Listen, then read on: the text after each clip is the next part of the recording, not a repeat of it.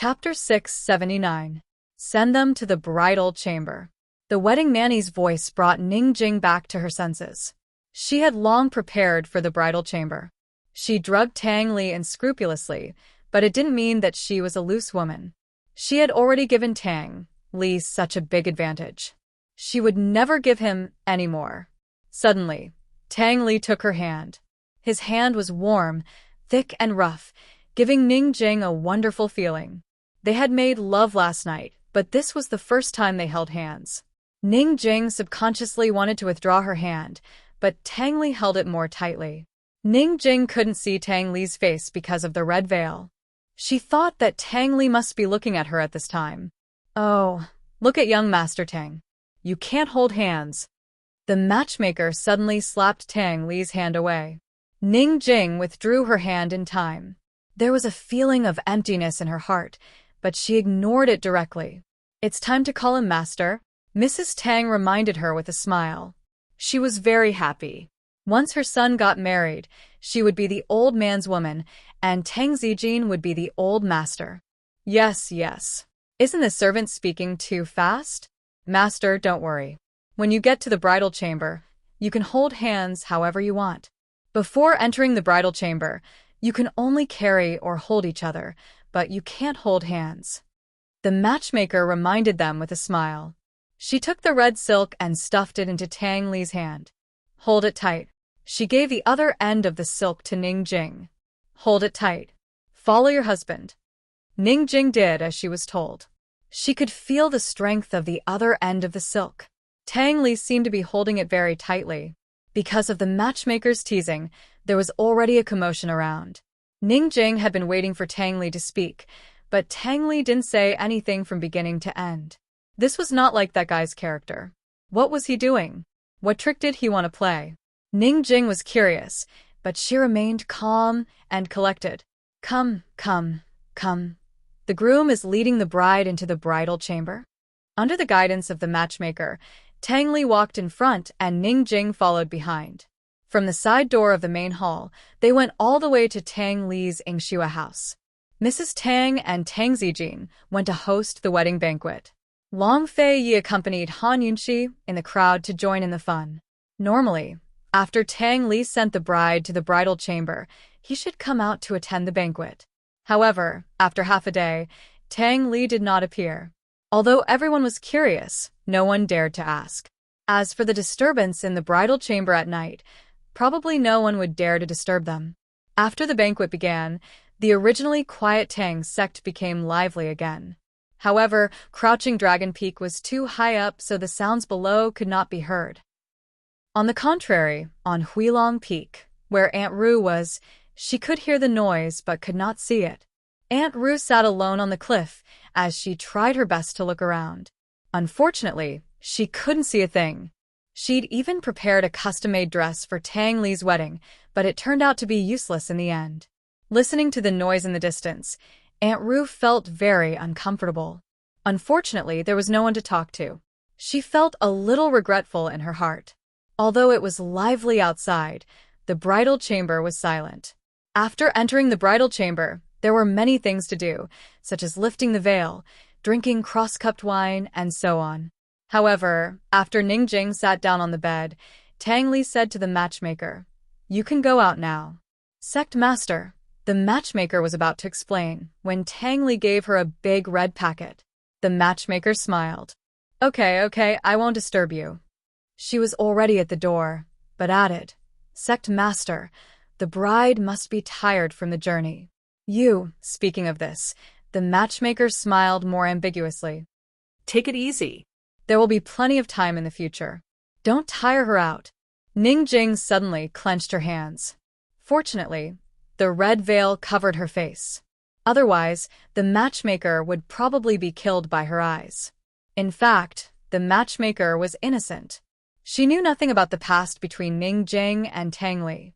She was really worried about Ningjing. Generally, after the bridegroom sent the bride to the bridal chamber, he would go out to drink and would be busy until very late.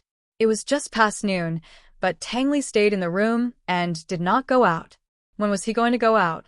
Tomorrow morning? It would be strange if the bride was not tired after such a long time in the afternoon and evening. The bride was a young and tender flower, while Tang Li was in the prime of his life. Moreover, he was a martial arts practitioner, so how could the bride withstand his torment?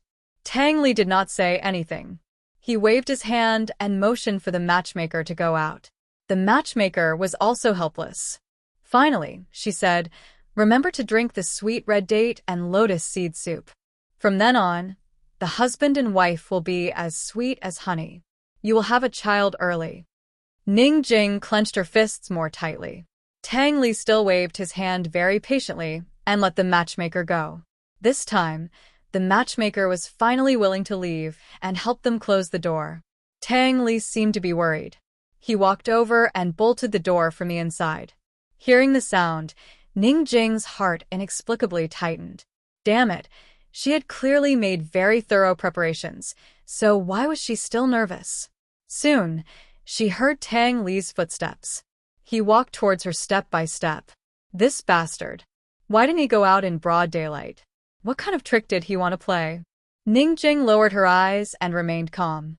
Soon, she saw Tang Li standing in front of her. He was wearing a pair of black boots with golden edges. He was low-key and luxurious. Ning Jing wanted to lift the veil and take off the phoenix coronet and rosy cloak. She had worn these complicated things for several days, and her neck was about to break. However, she could not move. She was afraid that Tang Li would find something to use against her and make things difficult for her. She sat and waited for him to speak. Helplessly, he said nothing. He sat beside her and pulled the other end of the red silk. The room was silent. The two of them just sat there. After waiting for a long time, Tang Li still did not speak. Cold smile appeared on Ning Jing's lips. She thought that Tang Li wanted her to speak. There was no way. If he wanted to wait like this, she would be very happy to accompany him. Suddenly, Tang Li gently tugged on the red silk. Ning Jing, who was holding the other end of the red silk, immediately noticed the movement. The contempt at the corner of her mouth deepened, but she did not show it. Unexpectedly, Tang Li increased his strength bit by bit. It looked like he was going to pull her over. Ning Jing did not want to play tug-of-war with him. Just as the red silk was pulled tight, she suddenly let go. The red silk was hit on Tang Li's body.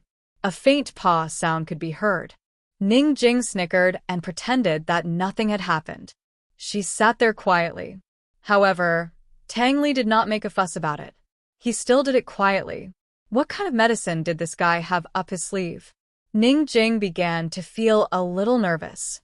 After all, this was the Tang sect. It was his territory. She could only deal with changes by remaining unchanged. Unexpectedly, the two of them sat like this for 2 hours. Ning Jing's butt was a little numb. She could not help but imagine Tang Li's appearance and expression. Was this bastard still staring at her? She was troubled by a question. Why did the bride have to wear a red veil, but the groom did not? In fact, Tang Li did not look at her at all. Although he was sitting, he was leaning on the high pillow beside him and leaning lazily. He supported his head with one hand and closed his eyes to take a nap. He was sure that if he did not make a sound, Ning Jing would not dare to do anything. He was exhausted from the journey. He had to take a good rest in the afternoon. Only then would he have the energy to subdue this woman at night. One was sitting upright, the other was leaning lazily, one was nervous and the other was sleeping. The quiet and beautiful afternoon passed just like that. When night fell, Tang Li lazily opened his eyes and sat up straight to stretch. Ning Jing secretly paid attention to the movements around her and became alert again. Tang Li got up and rubbed his stomach as he walked to the table. He was hungry. He finished the 20,000 red date and lotus seed sweet soup in no time. Bastard. Ning Jing cursed in a low voice. She had been hungry for a long time. It looked like Tang Li was planning to waste her time. She could not sit still and wait for death. A cold glint flashed past her eyes and she shouted, "Ouch! It hurts. My stomach hurts." It was their wedding night and she was sick. What could he do to her?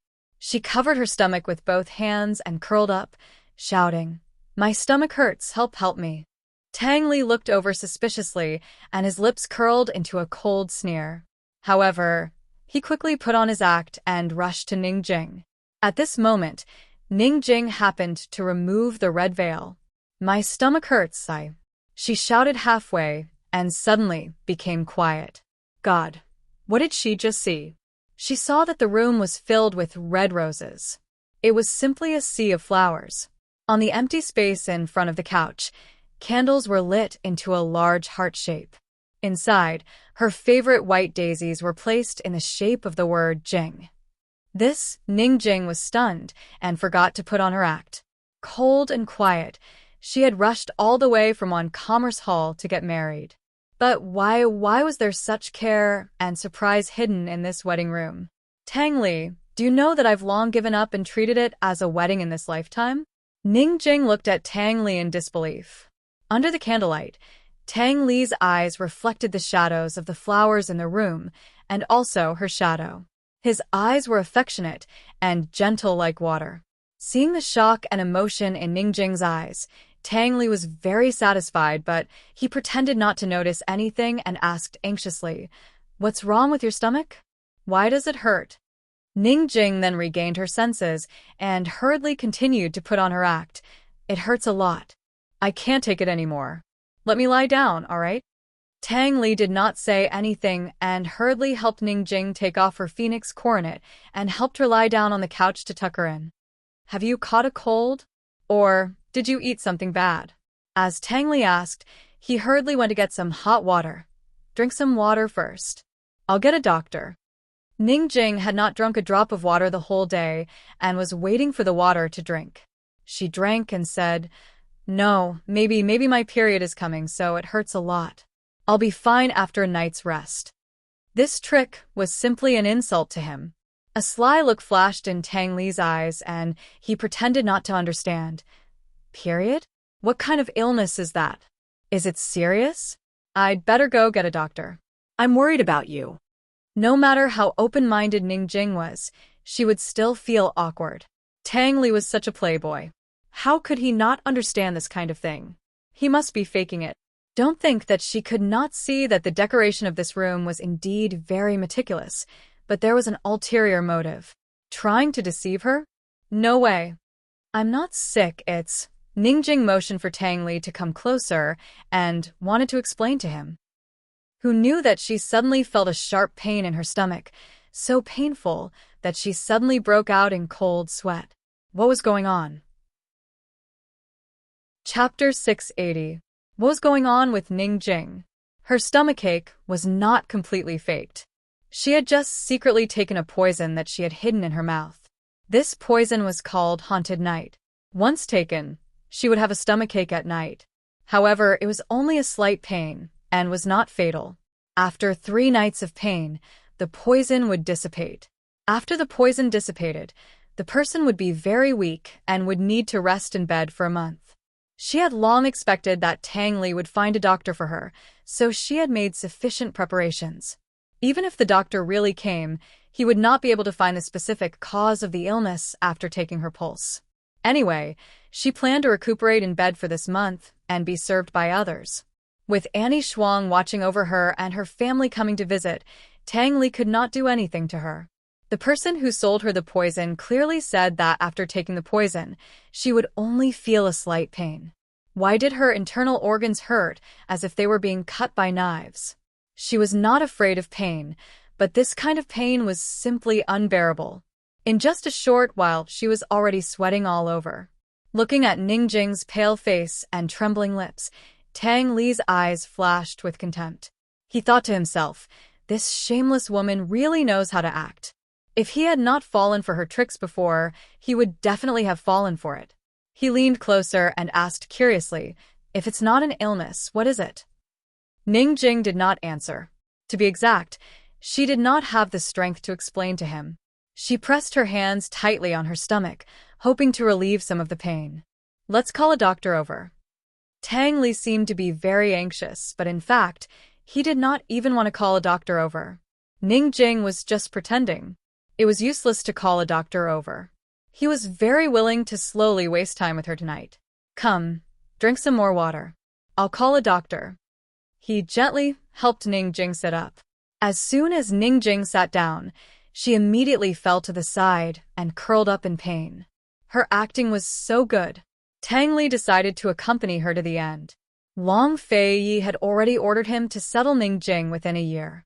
He decided to use warm tactics to torment this slut. Tang Li quickly pulled Ningjing up. Jing, what's wrong with you? Don't scare me, okay? Ningjing was in so much pain that she felt weak all over. She couldn't help but collapse into Tang Li's arms. The warmth in Tang Li's arms immediately dispersed the coldness in her body. However, she was not greedy. She gritted her teeth and quickly struggled out. Lying in the bedding, she held her stomach tightly and did not say a word. Wait, I'll call the doctor right away. When Tang Li opened the door and came out, he saw Aunt Shuang pacing back and forth in the courtyard. Tang, Aunt, son-in-law. Aunt Shuang was still calm. She thought that the young lady's plan should have succeeded. Tang Li must have come out to summon the doctor. Unexpectedly, Tang Li glanced at her and went back in without saying anything. What was going on? Aunt Shuang became uneasy. Just as she was about to approach, two shadow guards immediately appeared and stopped her. Inside the room, Ningjing saw that Tang Li had returned and finally breathed a sigh of relief. It was good that he had called the doctor. She was saved. Tang Li still poured warm water and knelt in front of the bed. He gently coaxed. Jing, drink some water. The doctor will be here soon.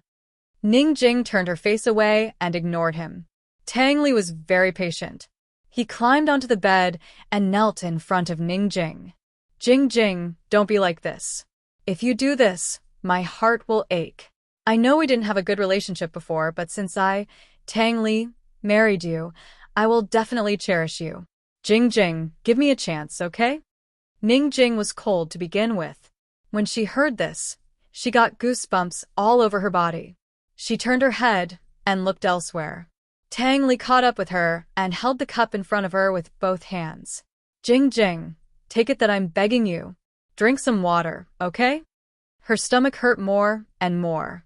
Her internal organs seemed to be stirred together. Ningjing was in so much pain that she was about to cry. She buried her head in the blankets and her frail body couldn't help but tremble. Tang Li was having a lot of fun. His lips curled into a devilish smile. He moved closer ambiguously and forcefully pulled Ningjing's hand to slap his face. Jing, hit me. As long as you're willing to see a doctor, you can hit me however you want. After he said that, he really pulled her hand and slapped his face repeatedly. Ningjing really wanted to cry. When did she say that she didn't want to see a doctor? Every time Tang Li pulled her hand and slapped his face, her stomach would hurt for a while. She wanted to break free, but unfortunately, she didn't have any strength. Jing, are you happier now? As long as you're happy, I'll do anything you want. I really want to spend the rest of my life with you. That night, although, as Tang Li spoke, he pretended to smile helplessly before continuing. No matter what, I'll take responsibility until the end. Jing, I, Tang Li, will only love you in this lifetime. We'll live on Crouching Dragon Peak in the future and forget about all the complicated worldly affairs. We'll plant daisies all over Crouching Dragon Peak, okay? When autumn comes, the mountains and plains will be filled with your favorite flowers. I won't do anything. I'll sit with you in the sea of flowers every day and watch the sunrise and sunset. Okay? Ningjing didn't react at all. Tang Li asked again. Jing, give me a chance. Fall in love with me, okay? Finally, Ningjing slowly raised her head. Her face was covered in tears. Tang Li was shocked. He didn't expect that this woman, who seemed difficult to deal with, could be settled with just a few flowery words. He had to admit that he was quite disappointed. Unexpectedly, Ningjing suddenly burst into tears. Boo-hoo. Tang Li, why isn't the doctor here yet? She was in so much pain that she was about to die. The corners of Tang Li's mouth twitched a few times. Just as he was about to speak, Ningjing suddenly cried out again and spat out a mouthful of black blood. Then she fainted. Tang Li was shocked. Only then did he realize that Ningjing wasn't faking it. She was really in pain. This black blood was probably poisoned. Hey. Ningjing, what's wrong? Don't scare me. Hey, wake up. Damn it. Tang Li shook Ningjing a few times, but Ningjing didn't react at all. He touched her hand and realized that her hand was unusually cold. He tested her breathing and was shocked to find that her breath was very weak. It could even be said that her breath was drifting. Ningjing, we haven't settled our debts yet. If I dare to die, I won't let you off. Tang Li warned angrily. He didn't realize that he was panicking. Suddenly, Ningjing retched a few times. Blood flowed out of the corner of her mouth. It was black blood again. Tang Li was completely shocked. Without saying anything, he immediately got off the bed and ran out. He even forgot to put on his shoes. When Auntie Shuang saw him coming out, she wanted to go up to him. However, Tang Li knocked her aside and used his qinggong to fly away. He went straight to the main hall of Crouching Dragon Peak. Sister-in-law. Sister-in-law, where are you? Sister-in-law, come out. Sister-in-law, help. Sister-in-law. Tang Li shouted as he rushed into the main hall. There was only one banquet table in the main hall. Tang Zijin and Madame Tang sat at the head of the table, followed by Long Fei Yi and Han Yunqi. Seeing Tang Li come in barefooted and disheveled, everyone was dumbfounded. What was going on? Tang Li, what's wrong with you? Tang Zijin asked sternly. Madame Tang quickly got up. Ali, what's wrong? Did that brat Ningjing bully you? Tang Li ignored her and rushed to Han Yunqi. Sister-in-law, Ningjing has been poisoned. Hurry and save her. Hurry. When he said this, everyone was shocked. How did she get poisoned? What happened? Who poisoned her? Tang Li, what about you? Are you okay? Everyone started asking questions at once. Han Yunqi didn't waste any time and asked directly, do you know what poison she got? What are the symptoms? How long has it been? How is she now? When Han Yunqi opened her mouth, everyone shut up. I don't know. She said her stomach hurt, and then she vomited black blood. I gave her some water. She hasn't eaten anything all day, Tang Li said anxiously. Her whole body is cold, and her breathing is very weak. Sister-in-law, hurry and save her. I beg you.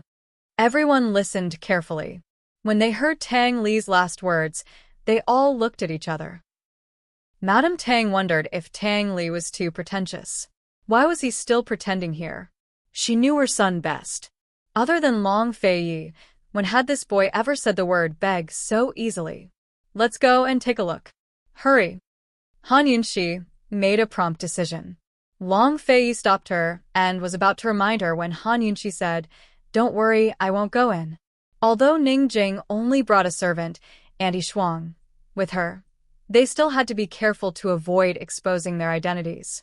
She told Tang Li, hurry up and find a doctor to check on her and tell me her pulse. Also, collect the blood she vomited and give it to me as soon as possible. I'll wait outside the courtyard. Tang Li immediately went to do it. Long Fei Yi personally rushed over with Han Yunqi.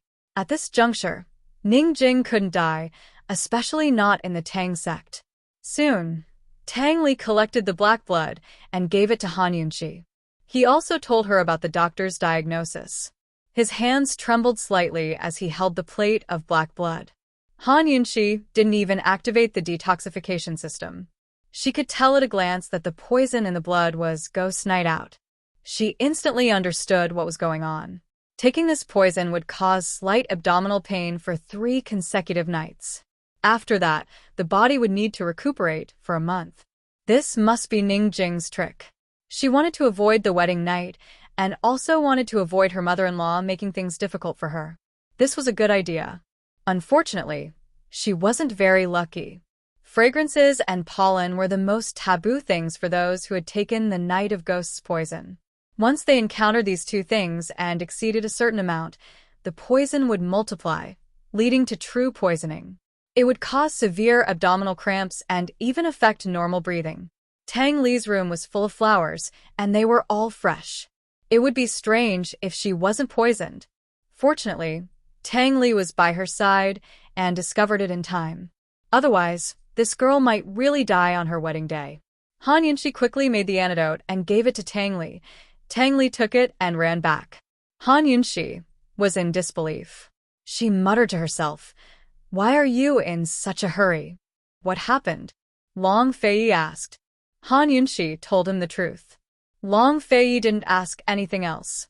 He only asked, "His room is full of flowers?" "Yes, roses and Ningjing's favorite daisies." "Haha, I wanted to give Ningjing a surprise. I didn't expect that I would almost kill her." Han Yunxi laughed. "Is this what you mean by suppressing first, and then showing off later?" Long Fei asked again. It was rare for him to be interested in this kind of thing. It's to coax a girl. Let her be disappointed first, then give her a surprise. No matter how hard-hearted she is, she will be more or less touched. Han Yunxi laughed. Long Fei nodded thoughtfully. "What about you?" Chapter 681. It turned out that suppressing her feelings first was a way to make a girl happy and touched. This was the first time Long Fei had heard of such a thing, and it was also the first time he cared about such a thing. Was this trick effective on Han Yunxi? Han Yunxi didn't expect Long Fei to suddenly ask such a question. She looked at him, and her mind was a little blank. She didn't know how to answer for a moment. Long Fei slowly drew closer and stared at her. He seemed interested and patient, but also impatient and persistent in his desire for an answer. A familiar aura slowly approached. Han Yunxi subconsciously leaned back, wanting to put some distance between them. She didn't reject this man's approach, but his aura was too strong. If he was too close, she would have difficulty breathing, her heart would race, and she would be inexplicably nervous. Long Fei didn't rush her. His tall body leaned forward as she leaned back. Han Yunxi hadn't seen him at such a close distance and looked into his eyes for a long time.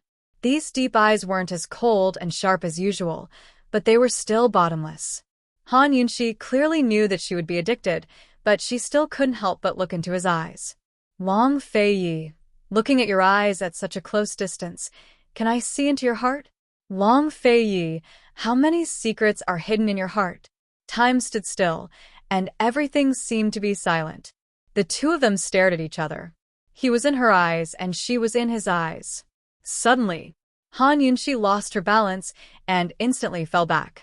Long Fei grabbed her waist. However, he didn't pick her up. Instead, he leaned in front of her and finally said, "What about you? What do you like?" Han Yunxi had just been frightened and had already recovered from her intoxication. "What do you mean, like what?" She played dumb. "What flowers do you like?" Long Fei asked seriously. "Are you going to give me one?" Han Yunxi smiled. Had Long Fei ever given her flowers? What about the plum blossoms in the Jiangnan Plum Blossom Sea? If he could count the flowers, then this guy was truly unprecedented in the past and would never be surpassed in the future. At most, other people would give him 999 roses. The plum trees in his sea of plum blossoms in Jiangnan were more than 999. If one were to count the number of flowers, it was impossible to count how many there were.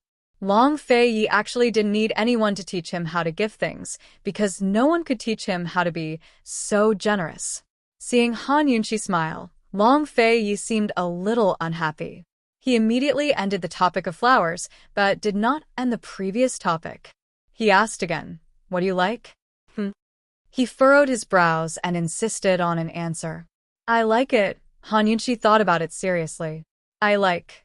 She thought for a long time while he waited patiently. Finally, she asked, "Long Fei, will you give me whatever I like?" "Yes," he answered without thinking. "Then listen carefully." Han Yunxi smiled mysteriously. She was leaning back and all her strength was on his arm. She actually hooked her finger, indicating for him to come closer. She was almost leaning back at a 90-degree angle. If Long Fei got any closer, the two of them would definitely fall together. Long Fei suddenly scooped her up and pushed her into his arms. He tilted his head and put his ear close to hers. "Say it." "I like it." Han Yunxi kept him in suspense again. She smiled faintly. "I like it, Long Fei's patience seemed to have no limit in front of this woman. "I like Long Fei. Can you give him to me? Han Yunxi finally gave an answer. Although it wasn't her first time confessing, her ears were still a little hot. Long Fei stared blankly. Han Yunxi gently pinched his good-looking chin and smiled. You have to keep your word. You can't go back on it. Long Fei allowed her to play with his chin as he asked indifferently, Wasn't this prince yours long ago? When did you lose this prince, and now you want to go back? She had once said that she wanted all of him. Looking at Long Fei's gentle gaze, Han Yunxi felt a little unreal. She had never thought that this man could say such nice and gentle words of love. She was just joking. Seeing that he was still so serious, she suddenly stopped laughing. She didn't know if it was an illusion, but she actually saw a trace of sadness in his gentle eyes. Sadness? She had always thought that this man wouldn't have such emotions. His heart was stronger than his sword skills, so how could he be hurt? Who could hurt him? Between the two of them, wasn't she the one who had been hurt all these years? At most, he was angry. She rose from his embrace and stood up straight, looking at him seriously. She wanted to see the person in front of her clearly. She was really afraid that this was all a dream. Long Fei, can you say that one more time? When did you lose this prince? Now. No, the one before that. Say it one more time. She was delighted, bold, and greedy. Idiot, Long Fei laughed. Han Yunxi was a little angry. She allowed him to laugh, but Long Fei gently embraced her and whispered by her ear, Han Yunxi, this prince has long been yours. Her smile was as red as the clouds, blooming on her face.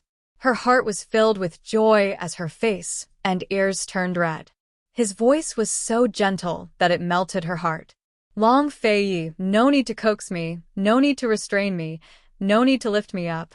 As long as you show me your tenderness, Yunxi's heart of stone will melt. Say it one more time, she stubbornly demanded. She was greedy.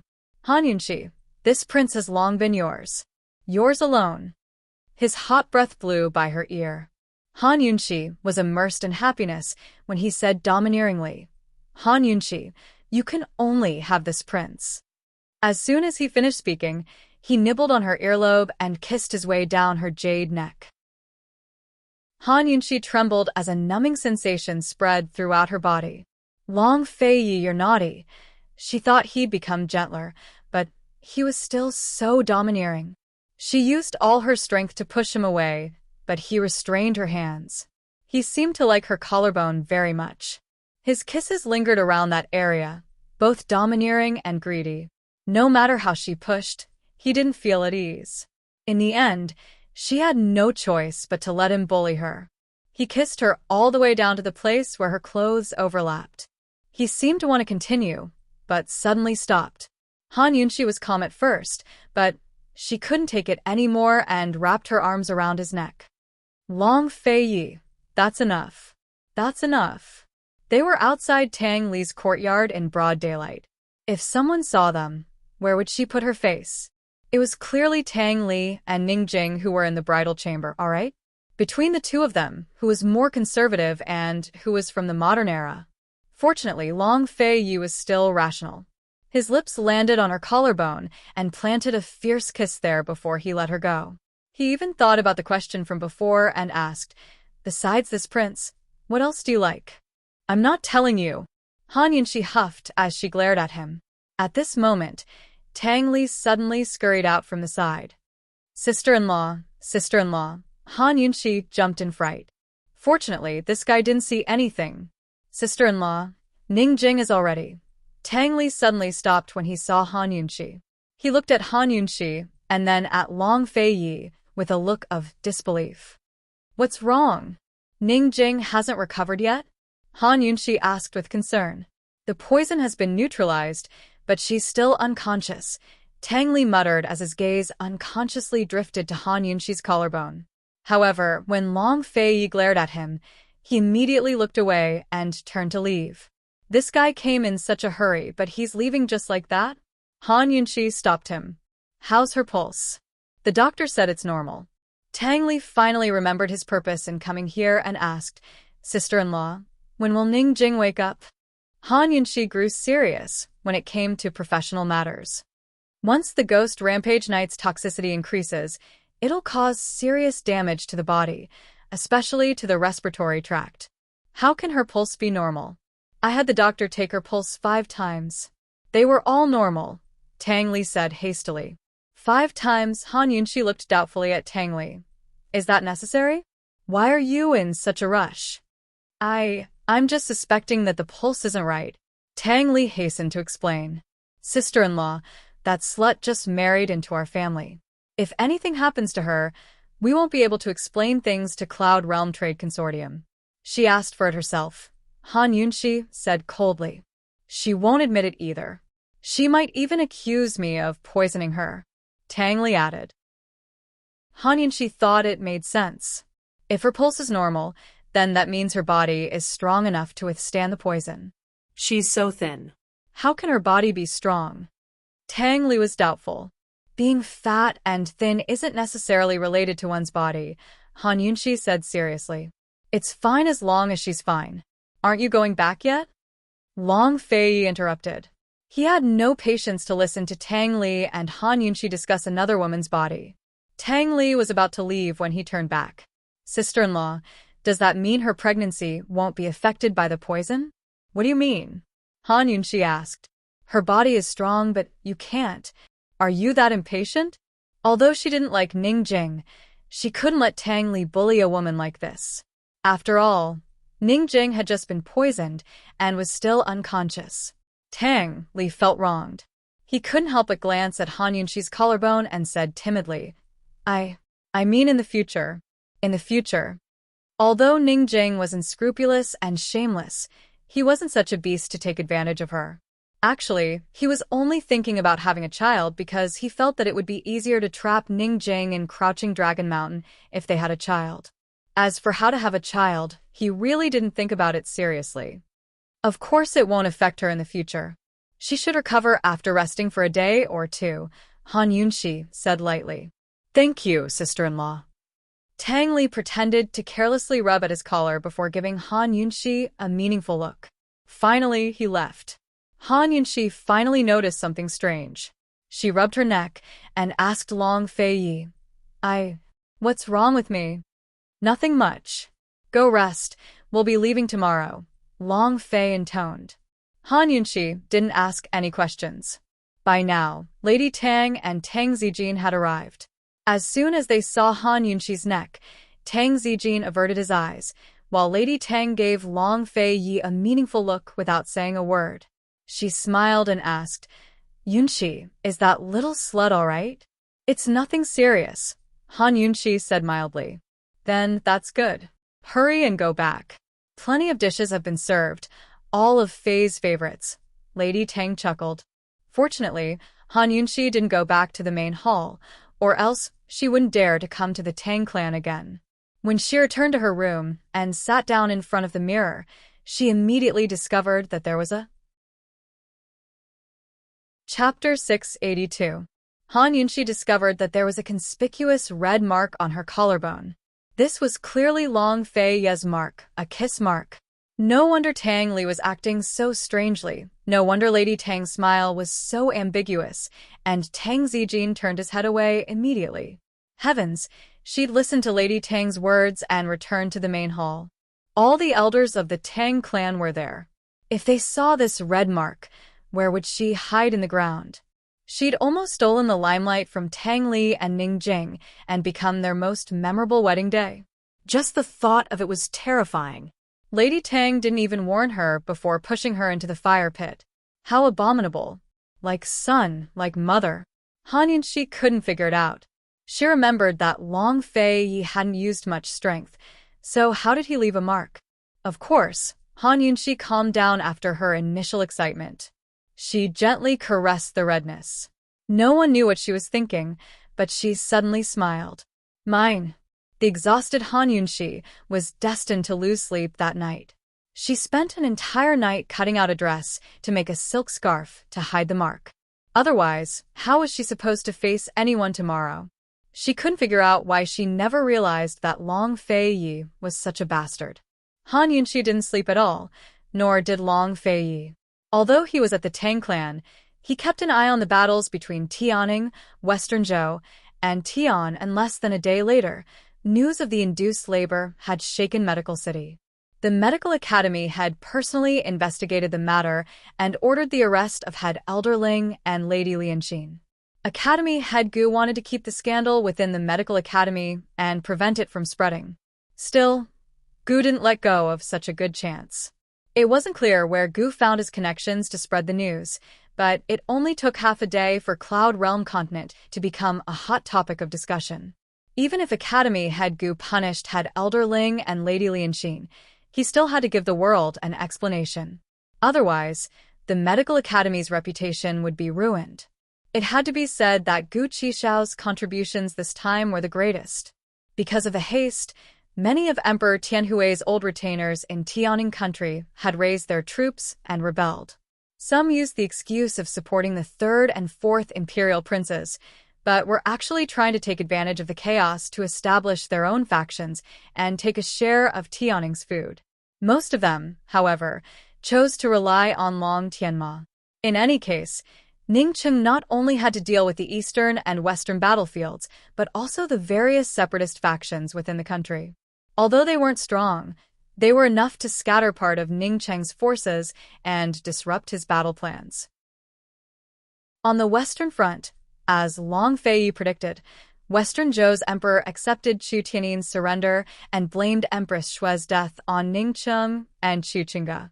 The emperor even sent more troops to Chu Tiannin, who had the best understanding of the western regions and ample experience in battle. Tonight, he destroyed one of Ningcheng's elite troops. On the eastern front, Long Tianma might have no experience in battle, but General Mu's estate wasn't easy to deal with. Despite their limited military strength, Great General Mu had arranged a good situation. Mu Qingwu was currently on his way to the front lines. With General Mu's arrangements and Mu Qingwu's personal command, Long Tianma's victory was guaranteed. Your Highness, Long Tianma really got lucky this time, Chu Shifeng said unhappily. We shouldn't have left Long Tianma alive in the first place. If they'd killed Long Tianma, the Tian and territories would be under His Highness Duke of Qin's control right now. His Highness Duke of Qin would be the one asking for profits instead of losses. After all, His Highness Duke of Qin still held the title of Tianning Qinhuang. It was perfectly justified for him to deal with Ningcheng and Chu Qingge. Do you think the Mu family is so easy to deal with? Long Feiyi asked. We should have stopped Mu Luiyue from marrying into the Mu estate, Chu Shifeng muttered to himself. As he brought up the matter. Moreover, Mu Qingwu joined the Eastern Palace back then because he wanted to investigate the disaster relief grain. Mu Qingwu, the Mu clan isn't under his control, Long Feiyi said. Mu Qingwu had pretended to rely on the Eastern Palace for the sake of his hot-bloodedness, for the sake of the country and its people. He wanted to uncover evidence of the imperial uncle's embezzlement of relief grain, but who knew that Great General Mu would actually side with Long Tianma for the sake of Mu Luiyue? Whether it was Long Tianma or Mu Qingwu, Long Feiyi didn't think much of either of them. He only feared General Mu. The situation in the western regions was growing more and more chaotic. That old fox had managed to convince Long Tianma to wait until now to send out his troops. It was a skill of his own. Your Highness, but Mu? Chu Shifeng didn't understand, but Long Feiyi only said coldly, as long as General Mu is around, don't try to scheme against Tiannan. Your Highness, are we really afraid of General Mu's estate? Chu Shifeng wasn't convinced. Leaving aside other forces, the Bailey army was strong enough to fight against General Mu's estate. How could Long Feiyi really be afraid? He lazily sat on the warm couch and casually said, in this world, besides the Chu army and the Mu army, who else knows the Northern Li's cavalry better? Long Feiyi had said during Tianning's civil unrest that Tianning and Tian were meant to defend against Northern Li's cavalry. The south-central region was a land of fish and rice, a rich and fertile land. It was also the most densely populated area, so he would never allow the flames of war to spread there. This time, He'd accepted Chu Tiannin's surrender and kept the Chu clan troops for more than just dealing with Ning Jing. Go make preparations. We'll set out for South Ning tomorrow, Long Fei ordered. Your Highness is leaving Yaoshui? Chu Shifeng was astonished. Wasn't it too early to leave Yaoshui now? After all, the war had only just begun. There were bound to be variables. As long as Northern Li doesn't make a move, the three countries in the west won't be affected. Although Ningcheng was being attacked from two sides, he had enough troops and frightening amounts of wealth. He wouldn't lose much in a year and a half. Long Fei figured that the situation in the west would continue for another 2 to 3 years. His main concern was still Northern Li. He had to return to South Ning and the Bailey army to figure out the situation there. Moreover, Bailey Yuanlong had sent him a few letters saying that the noble families in the south-central regions were making a big fuss. It was time for him to go back and suppress their arrogance. The central regions of Cloud Realm continent were home to the noble families, the eastern regions were home to the merchants, and the western regions were home to the Jianghu. The so-called noble families were noble clans that passed down generations of official titles. There were plenty of such families in the south-central regions, but they were far away from the emperor. Their influence grew stronger and stronger until the commander-in-chief's estate rose to prominence. More than a year had passed, but the commander-in-chief's estate hadn't given them any benefits. How could they let the matter rest? If they stirred up chaos in Western Zhou, Tianning, and Tianan, the commander-in-chief's estate couldn't afford any internal strife. Besides these two matters, Long Fei still had to go back and check the accounts of his various businesses. He also had to ask Gu about the situation with the perplexing butterfly illusion. In any case, Long Fei was extremely busy. But that wasn't what he was most concerned about. Instead, he wanted to go to Celestial Mountain. There were many unknowns on this trip, so he had to take care of all the matters at hand to prevent any unexpected events. After all, he was going to face a lot of trouble on this trip. He didn't want to run into any more trouble. Long Fei had made plenty of preparations. Even the change of ownership of the Tang clan and Tang Li's ascension to the throne were all part of his plans. Aunt Ru hadn't colluded with Duan Muyao, but he'd still prepared a trap for her to jump into. He'd put in a lot of thought and effort, but how many people understood him? Even his closest retainer, Chu Shifeng, couldn't make sense of it. After Chu Shifeng left, Long Fei went to his usual spot, Han Yunxi's roof. He sat there and stared at Tang Li's brightly lit courtyard. For the first time, he had high hopes for his little brother, Tang Li. He hoped that Tang Li could take control of the Tang clan and Ning Jing within this year. Late at night, Han Yunxi was sewing a silk scarf in her room while Long Fei quietly stared at the swing in the courtyard. Years ago, his imperial mother had ended her life on this very swing.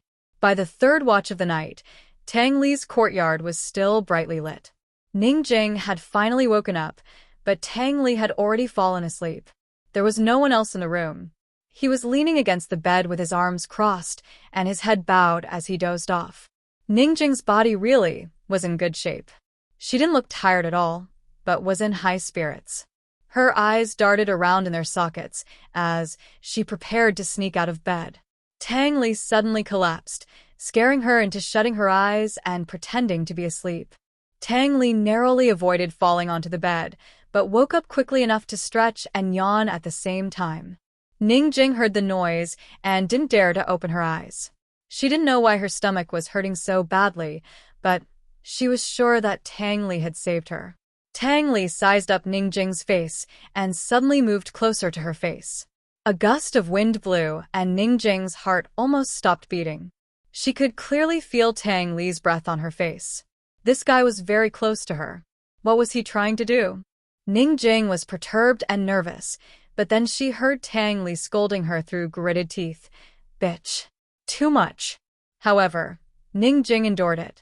She very rationally believed that knocking herself out was the wisest choice. At least, Tang Li would only use his mouth and not his hands.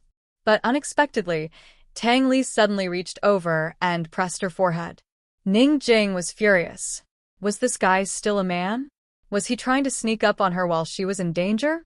She wanted to push him away, but He gently stroked her forehead and muttered to himself, "You don't have a fever at this time. You shouldn't have a fever, right?" So, he stayed by her side the whole night because he was afraid that she would have a high fever. He quickly let go of her hand and brought her some warm water as he muttered to himself, "Moisten your lips. It'll be troublesome if you get dehydrated." He dipped his finger in the water and gently stroked her lips. The water flowed down from the corner of her mouth and into her neck. He quickly took a handkerchief and wiped it for her. "Hey, I'm not bullying you. I'm just wiping it for you." He really didn't do anything out of line. After wiping it clean, he carefully tucked her in. "You haven't eaten for a day and a night. Why don't you wake up from hunger?" he muttered to himself. Ningjing almost laughed out loud, but fortunately, she managed to hold it in. For the first time, she felt that this guy's babbling didn't annoy her that much. Soon, Tang Li sat back down and leaned against the side to continue his nap. Ningjing waited for a long time. When she was sure that he had really fallen asleep, she carefully opened her eyes. She lay there, looking at the flowers and looking at him. She didn't know how long she had been looking at them, and she didn't know how she fell asleep in the end. The next day, when she woke up, Tang Li was already gone. Long Fei Yi and Han Yunxi were about to leave, and Tang Li had gone to send them off. Other than Han Yunxi, Tang Li was the first to know that Long Fei Yi was going to Tianshan. It was already April, and he knew that Long Fei Yi wouldn't stay in Ningnan for too long. Chapter 683. Tang Li came to send off Han Yunxi and the others. Unfortunately, Han Yunxi was already sitting in the carriage. She had already warned Long Fei Yi with her gaze that she didn't want to see anyone for the time being. In fact, Tang Li wanted to secretly ask Han Yunxi for some medicine and poison. Unfortunately, he didn't dare to ask Han Yunxi to get off the carriage in front of Long Fei Yi. As soon as Long Fei Yi and Han Yunxi left, Tang Li rushed back to the mountain. On the first day of the wedding, the bride had to serve tea to her parents-in-law. He had already discussed it with his mother. His mother would play the bad cop and make things difficult for Ningjing, while he would play the good cop and protect Ningjing. After a year, even if Ningjing wasn't subdued by him, she still couldn't leave his protection. When the tea was served later, his mother would start making things difficult for him. He had to hurry and make preparations. Although Han Yunxi and Long Fei Yi had left the Tang sect, she still paid attention to Tang Li and Ningjing's situation. She didn't want to gossip, but she needed a definite answer about the dowry. Sure enough, at noon, Long Fei Yi's spy in the Tang sect sent news that Ningjing's dowry was indeed an arms trade. Han Yunxi looked at the secret letter and didn't know whether to laugh or cry.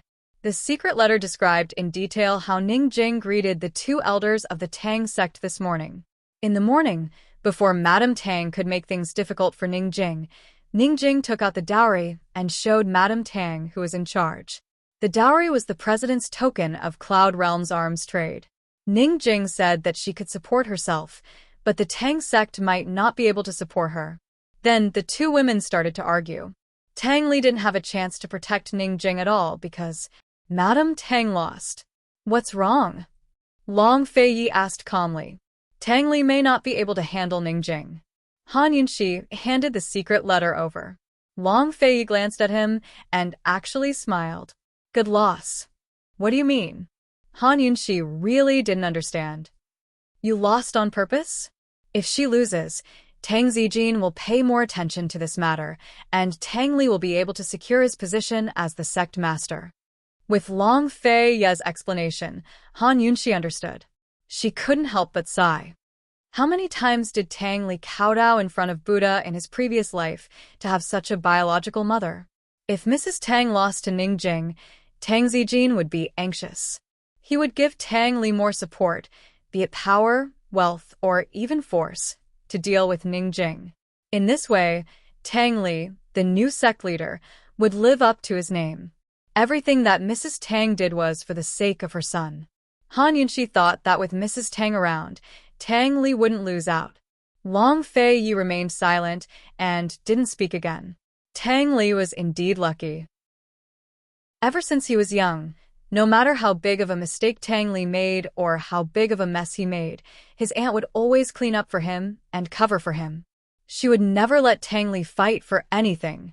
She only wanted Tang Li to be safe and happy. "What are you thinking about?" Han Yunxi asked, puzzled. She didn't expect Long Fei Yi to be distracted. "Nothing."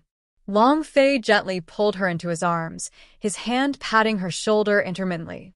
It was obvious that he was still thinking about other things. "What are you thinking about that you don't want me to know? Or, are you thinking about someone that you don't want me to know?" Han Yunxi asked jokingly. Long Fei Yi actually replied, "I'm thinking about someone." Who? Han Yunxi grew serious. She didn't think Long Fei Yi was the type to joke about something like this. "Master Kenzo," Long Fei Yi intoned. "Summer is the time when he loses his mind." Han Yunxi hesitated, then said, "Long Fei Yi, how about we bring Dr. Gu to Celestial Mountains so Senior Kenzo can take a look?" No.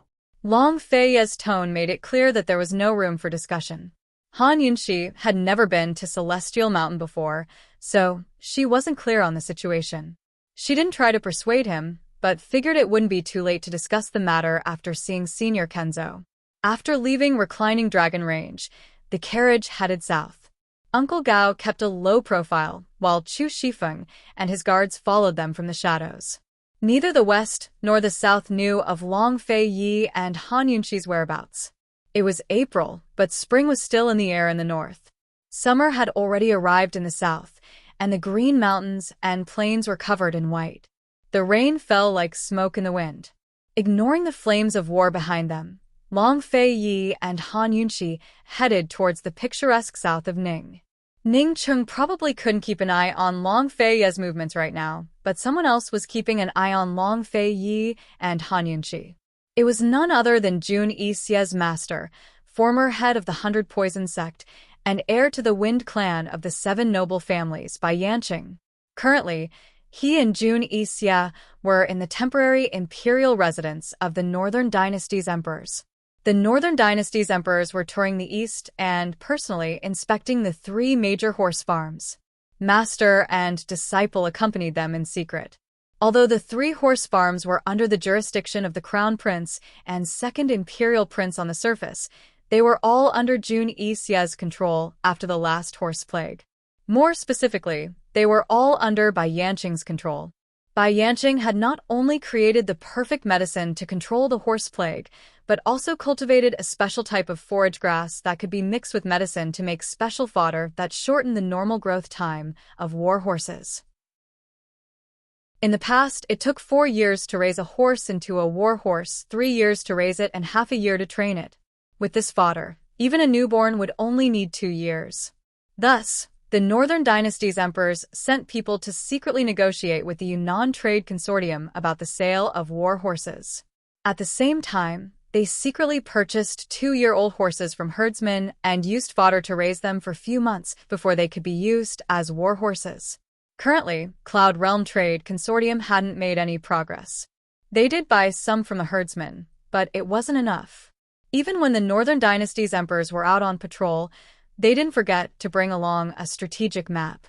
A large leather map was spread out on the table. The Northern Dynasty's emperors were currently pointing out the location of Fenglin Prefecture as they discussed the battle with Bai Yanqing. After going around in circles, General Chu actually went back to Western Zhou. The Northern Dynasty's emperors sighed with emotion. What a pity, what a pity. If the 3 horse carriages hadn't been so badly damaged, his cavalry would have long crossed the 3-way battlefield and attacked Western Zhou and Tianning. He never expected that Tianning would fall into civil strife after it was split in 2, and the situation in the west would turn out like this.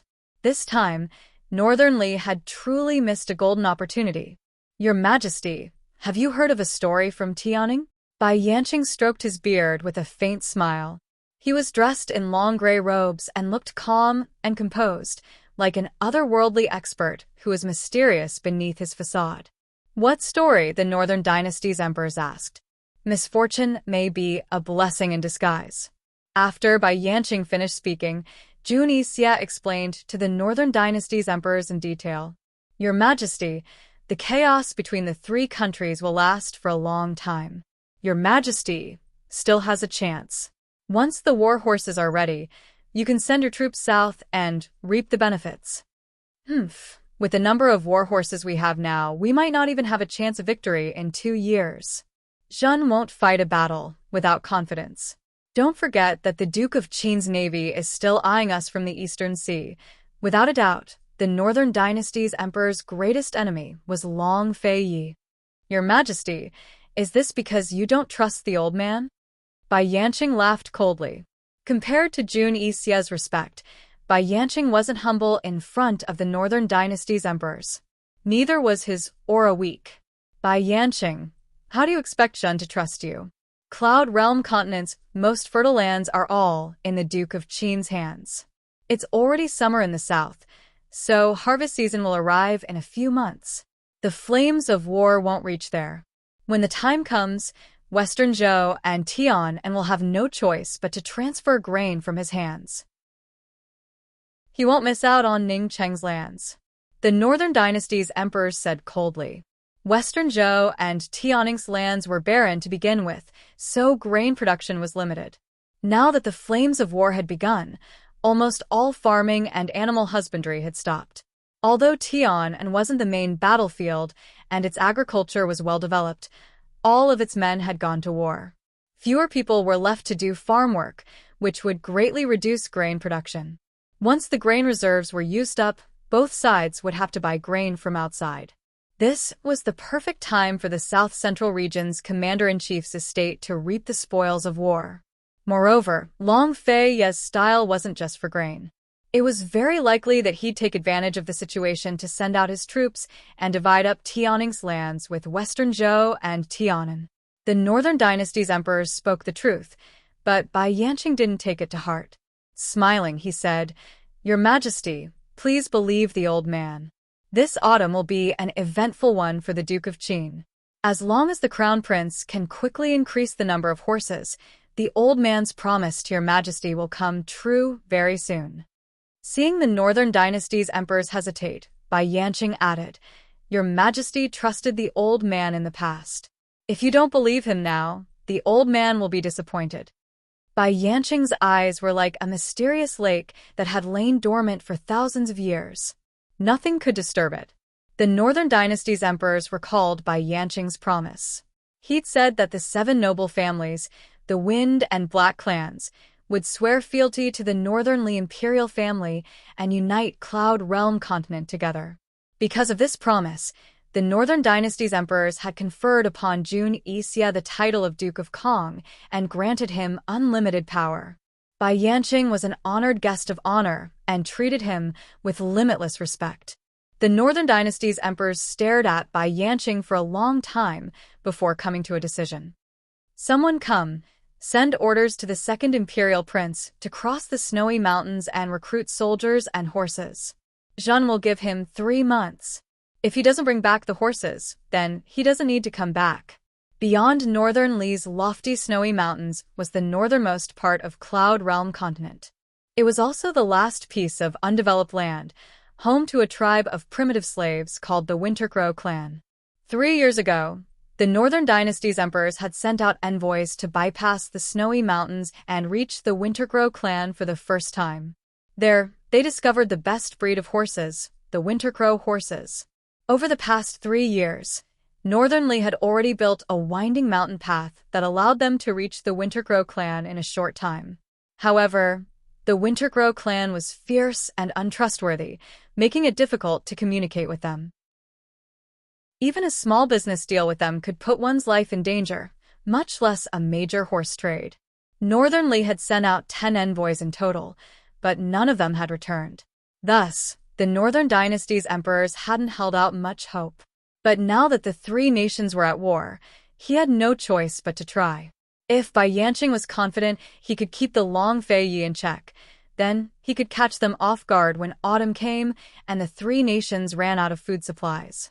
No matter what, he had to have enough war horses in reserve. A crafty look flashed past Bai Yanqing's eyes before he crossed his arms and said, "I wish His Second Highness good luck. Imperial Father, this son is willing to go as well to protect the second imperial prince. Jun Yi-xia volunteered himself. The Northern Dynasty's emperors looked at him hesitantly. To the readers, welcome to Jinmo's public WeChat account, Jimomo 2015. There's a small drama, character chronicles, and the heavenly concubine's sweet words to read. Chapter 684. This trip to the Wintergrow clan would be fraught with danger. However, the Northern Dynasty's emperors weren't worried about Jun Yi-xia's safety, but who would take over the horse farms and snow mountains once Jun Yi-xia was gone? If Jun Yi-xia died in the Wintergrow clan, then who would get the farms and snow mountains? The Crown Prince had always been in charge of recruiting soldiers and buying horses, but the Northern Dynasty's emperors had sent the second Imperial Prince this time precisely because they didn't want the Crown Prince to take any risks. A country couldn't go a day without a ruler or heir apparent.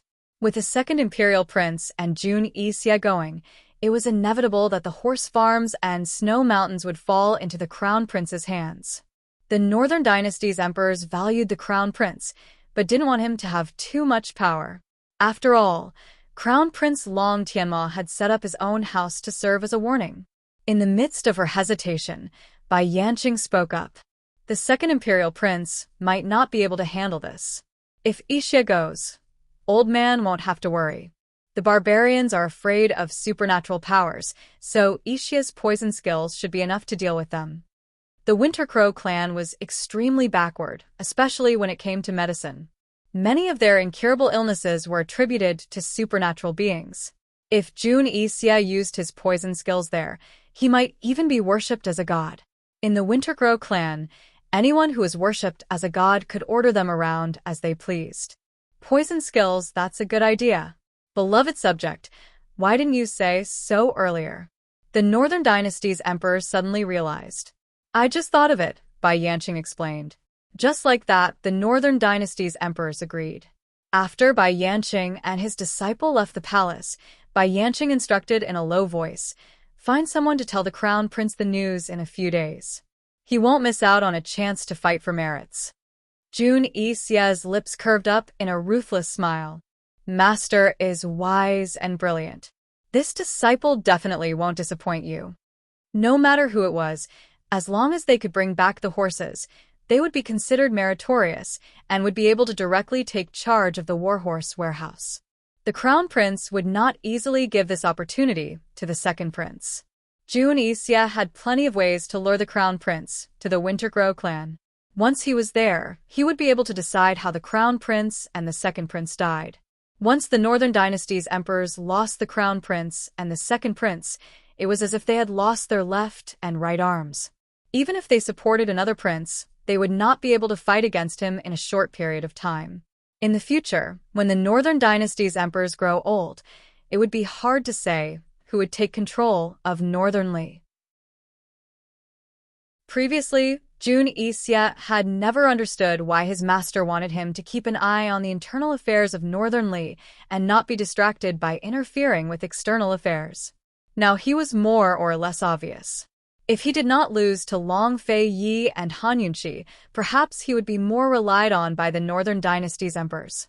His master had set up a big picture, but the most important thing was to control Northern Li. Bai Qingyan and Jun Yi-xia returned to their own tents before Bai Qingyan spoke up. Cloud Realm Trade Consortium is the biggest variable. The grain and horses in their hands can't be underestimated. Master, just what is the relationship between the Ning clan and Cloud Realm Trade Consortium? In the past, Cloud Realm Trade Consortium sold quite a few red coat cannons to the Ning clan during their war with Western Zhou, Jun Yi-xia reminded. Bai Yanqing shook his head. There's definitely something fishy going on. Also, Ningjing actually married into the Tang clan. Because of her marriage, the plans to grow medicine in the snow mountains were all put on hold. What do they have to do with the Tang clan? Jun Yi-xia muttered to himself. You don't need to worry about that for now. Make your preparations well, and be careful when you go to the Wintergrow clan, Bai Yanqing instructed. Don't worry, Master. It's just a trivial matter. Jun Yi-xia was as confident as ever. At this moment, Jun Yi-xia's junior sister and Bai Yanqing's adopted daughter, Bai Yuqiao, walked in. Go and make your preparations. We'll set out tomorrow for a trip back to Imperial City. Bai Yanqing waved his hand, clearly shooing them away. Jun Yixie didn't want to leave so soon. Master, about Long Fei Yi and Han Yunxi. Dear Partwell, Bai Yanqing was unhappy. Jun Yixie was both unsatisfied and curious. His main concern was how his master was going to deal with Long Fei Yi and Han Yunxi. What he didn't understand the most was why his master had warned him not to touch Han Yunxi so casually. Just what kind of medicine was he selling? Every time he asked, his master would either change the topic or chase him away. He had endured it for a long time. Master, do we still have secrets between us? His usually cold and insufferably arrogant eyes were filled with stubbornness and even a hint of grievance. Are you suspecting your master? Bai Yanqing's face fell. Bai Yuqiao silently retreated to the side. Seeing her usually arrogant senior brother being as stubborn as a child, she felt her heart ache. She knew all of her master's plans and had wanted to secretly tell him several times, but she didn't have the courage. That's not it. Since master doesn't want your disciple to interfere, your disciple will obey. Jun Yixie finished speaking and turned to leave. When he reached the door, Bai Qingyan said coldly, "You've already been defeated by a woman over and over again. What right do you have to interfere? Don't worry, master will avenge you for the humiliation Long Fei Yi gave you. Don't be anxious." Hearing this, Jun Yixie's dim eyes immediately lit up. He turned and respectfully bowed. "Thank you, master." Seeing this, Bai Yuqiao felt extremely helpless. She knew that her senior brother must have been too happy and didn't notice that master only mentioned Long Fei Yi and not Han Yunxi. What her senior brother wanted the most was to get revenge on Han Yunxi. After all, he lost every time because of Han Yunxi. "What are you still standing there for?" Bai Qingyan's stern voice broke Bai Yuqiao's train of thought. She quickly ran over and handed over a secret missive. "Master, the City of Daughters sent this over at top speed." The City of Daughters had long been under Bai Yanqing's control. Even Jun Yixie didn't know about this. Bai Yanqing opened it and suddenly laughed. As expected, the old man guessed correctly. Bai Yuqiao was curious, but didn't dare to ask. Only when Bai Yanqing threw the letter on the table did she catch a glimpse of the words inside. She was extremely shocked. The letter said that the Tian and country's Empress Dowager had offered an extremely high price for the #1 expert in the City of Daughters. The city lord, Madame Lingyu, had personally taken action to kidnap a person. Seeing that person's name, Bai Yuqiao was shocked. "Master, it seems like you guessed correctly." Bai Yanqing's eyes narrowed, revealing a terrifying killing intent. It must be him. Bai Yuqiao was most afraid of her master's bloodthirsty appearance. He didn't have his usual elegance and calmness. He was like a dark avenger. Bai Yuqiao didn't know where her master's hatred came from. She only hoped that her master would treat her senior brother well and not let him become a tool for his revenge. "How's the investigation of the mermaid clan?" Bai Yanqing asked again. "It's still under investigation. The mermaids in the water are not difficult to deal with, but those on land are troublesome. Your disciple will make good use of the time," Bai Yuqiao said seriously. "Very good if this matter is settled. Master will definitely tell you where your sister is." Bai Yanqing was in a good mood. "Go personally to the City of Daughters and tell Lingyu that no matter what, accept this deal." Bai Yuqiao received the order and left. When she reached the entrance of the tent, she exhaled a mouthful of turbid air. Her small hand covered her chest, feeling her wildly beating heart. Master hadn't mentioned her sister for many years. She was adopted by Master and always thought that she was an orphan. However, many years ago, Master accidentally mentioned that she had a sister with eyes as big as hers. Master said that he only knew that much, but she knew that Master wasn't telling the truth. She knew Master better than her senior brother. "Little sister," Bai Yuqiao muffled her mouth. Although she was overjoyed, her eyes were wet. She hadn't cried in a long, long time. Little sister, where is she? Was this what it felt like to have family? She suddenly felt like she wasn't so lonely anymore. Northernly seemed peaceful, but there were huge movements. Who knew if Long Fei Yi would be able to sense them in the short span of a month? Yes, 1 month. May was the best season to climb Celestial Mountain. The mountain paths were easy to traverse, and the weather was just right. Besides taking care of matters in South Ning, they could reach the foot of the mountain by the end of the month. They were in a hurry from Reclining Dragon Range to South Ning Prefecture, but just as they were about to enter South Ning Prefecture's borders, a guard came with bad news. Even though it was the middle of the night, Chu Shifeng didn't hesitate to wake Long Fei Yi. "Your Highness, something big's happened. Grand Concubine Yi's gone." Long Fei Yi's eyes flew open. Han Yunxi was startled awake as well. "What do you mean?" Long Fei Yi asked coldly. "This evening, a servant girl went to deliver food, but she was already gone. All of the shadow guards in the ancestral hall were killed with sword wounds. Judging from the scene, they were probably robbed. The attackers' martial arts were extremely high," Chu Shifeng reported. "Are there any other clues?" Long Fei Yi was still calm, but this was no small matter. During the chaos in Tianning's capital, Grand Concubine Yi had been rescued by the shadow guards and sent to South Ning Prefecture. After the Duke of Qin's estate was built, Grand Concubine Yi had been living in the ancestral hall of the estate. She spent her days chanting scriptures and worshipping Buddha until she faded out of the public eye. Grand Concubine Yi wasn't just an old imperial concubine. Although she wasn't clear on Long Fei Yi's origins, she knew Long Fei Yi was an Emperor Tianhui's son. That fact alone was enough to threaten Long Fei Yi. Thus, Long Fei Yi hadn't agreed when she asked to become a nun at the nunnery.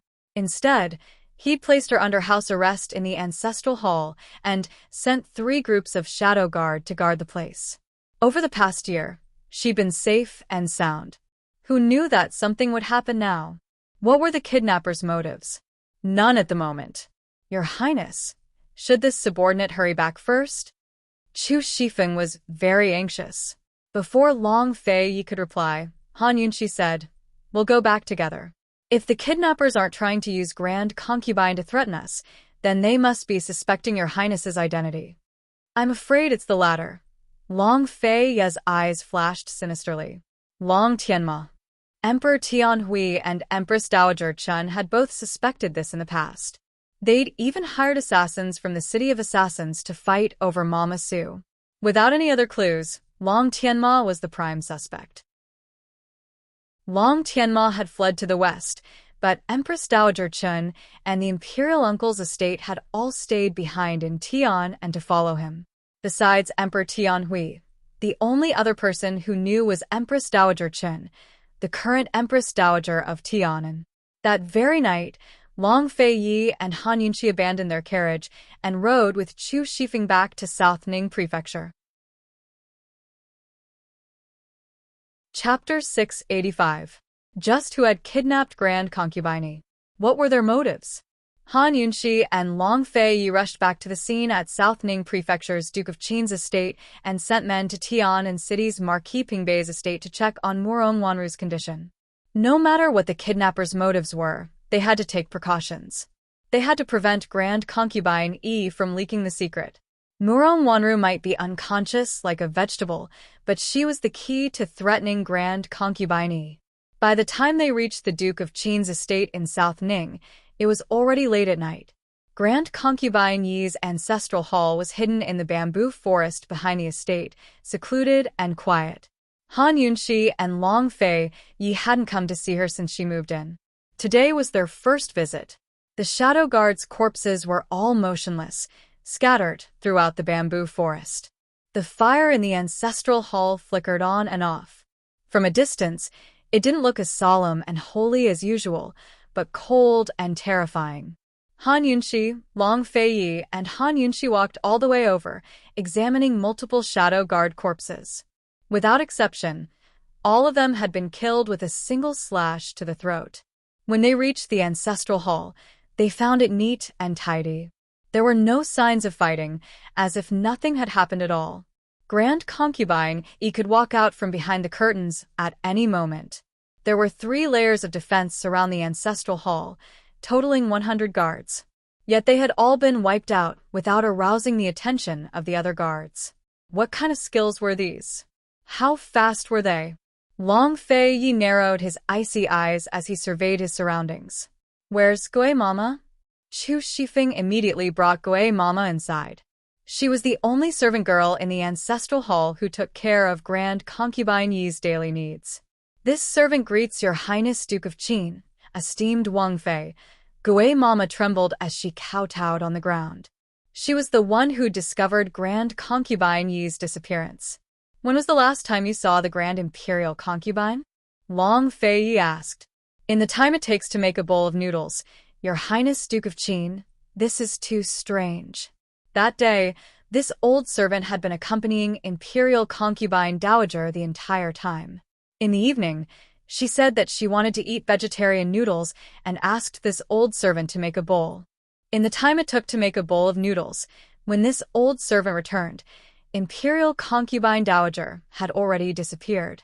I couldn't find her anywhere in the temple hall. Gui Momo reported honestly.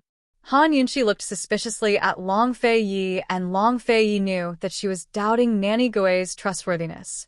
To be able to kill the shadow guard and kidnap the person without anyone knowing, it would be very difficult to do so without a spy.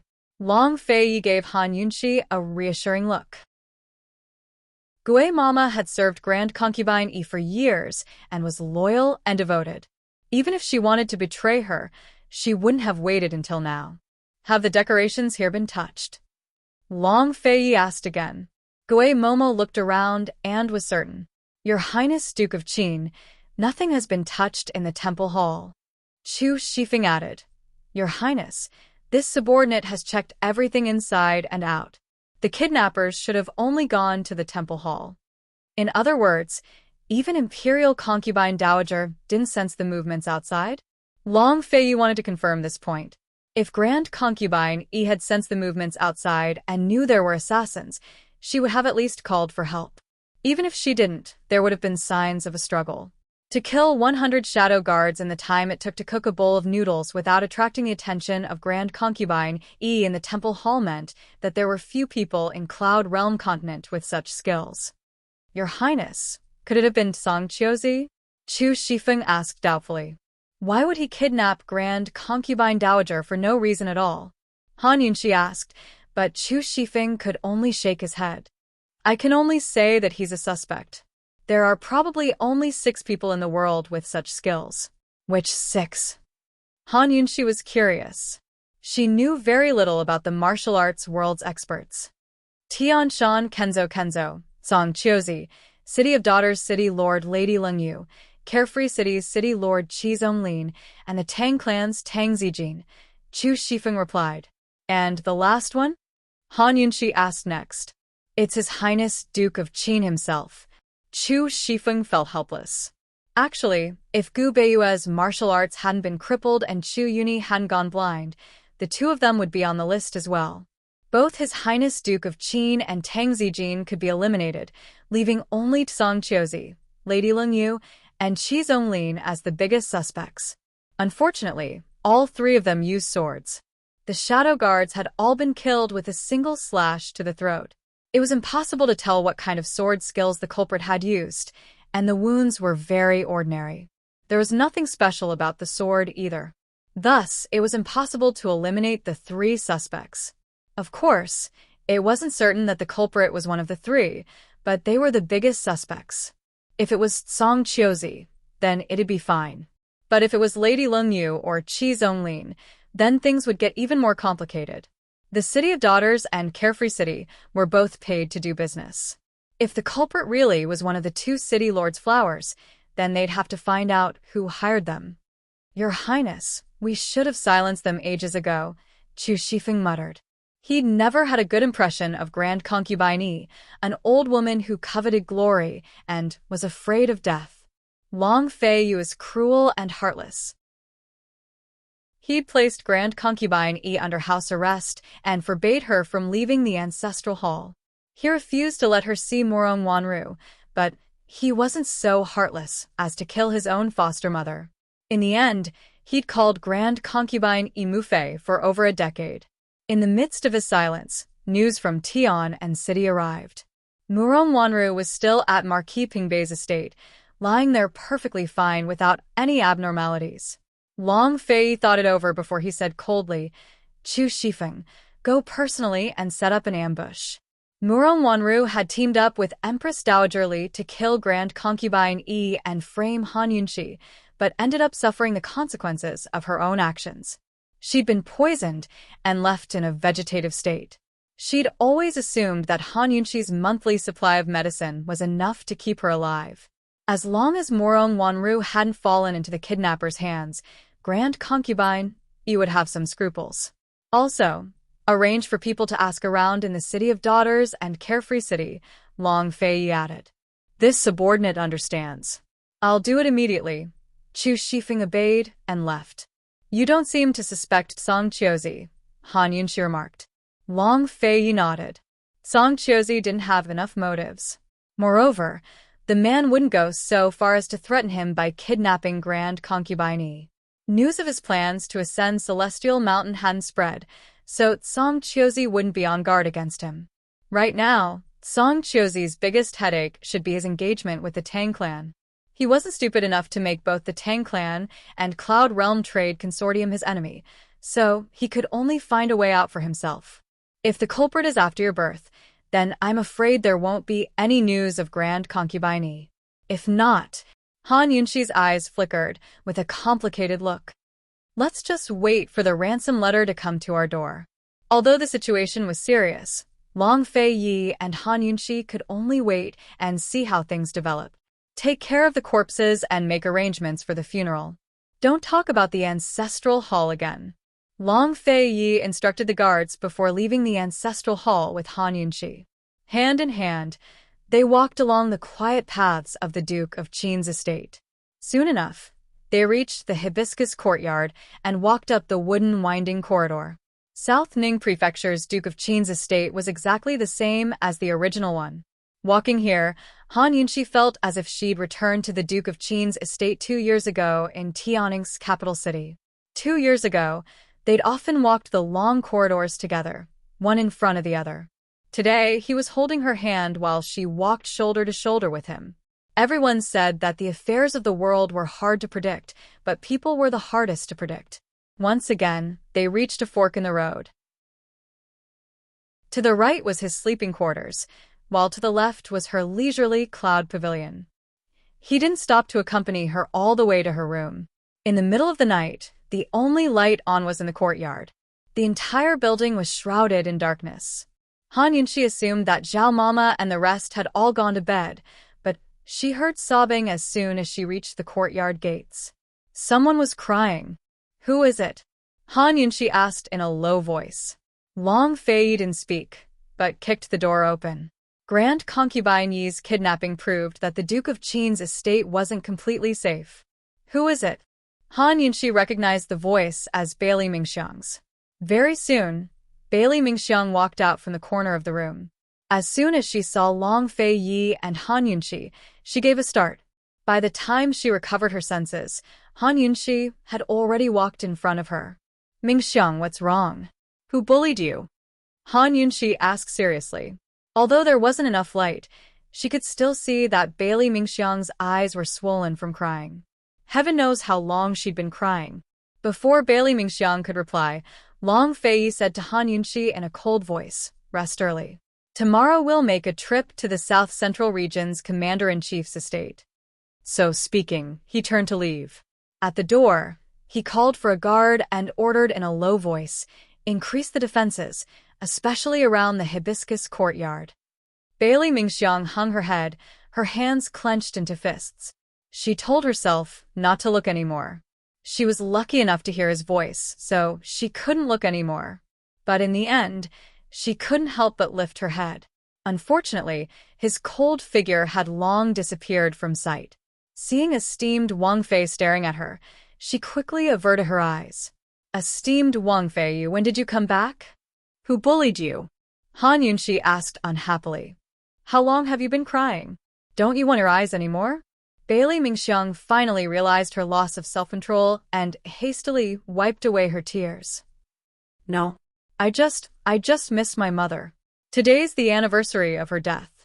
Really? Han Yunxi asked doubtfully. Did you suffer grievances at Pilfiend Pharmacy? Or did Xiao Yu do something to you? Han Yunxi asked again. That stinky girl, Su Xiuyu, had a vicious mouth. It wasn't as if she hadn't made things difficult for Bailey Mingxiang before. No. Bailey Mingxiang immediately denied it. Esteemed Wang Fei, Xiao Yu is still a child. She wouldn't make me cry.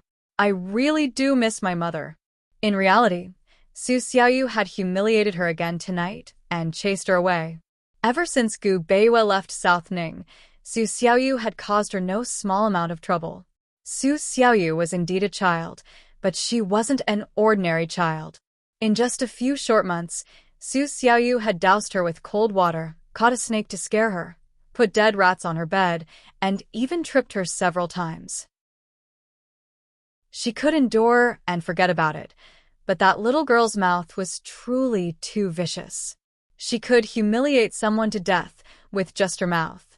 Although she had been raised in a boudoir since she was young, she still wouldn't be bullied to this extent by a child. Unfortunately, Su Xiaoyu had something on her. Han Yunxi thought that no matter how bad Bailey Mingxiang was, it was impossible for that little girl, Su Xiuyu, to bully her to this extent. She believed in Bailey Mingxiang. At this time, Su Xiuyu suddenly opened the door and came out.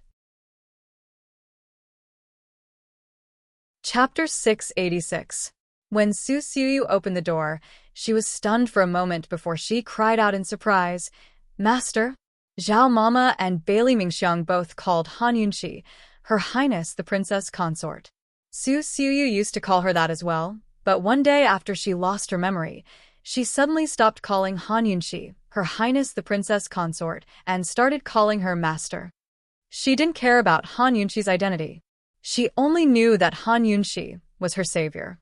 She rushed out in disbelief and circled around Han Yunxi, sizing her up from head to toe. "Master, you're finally back?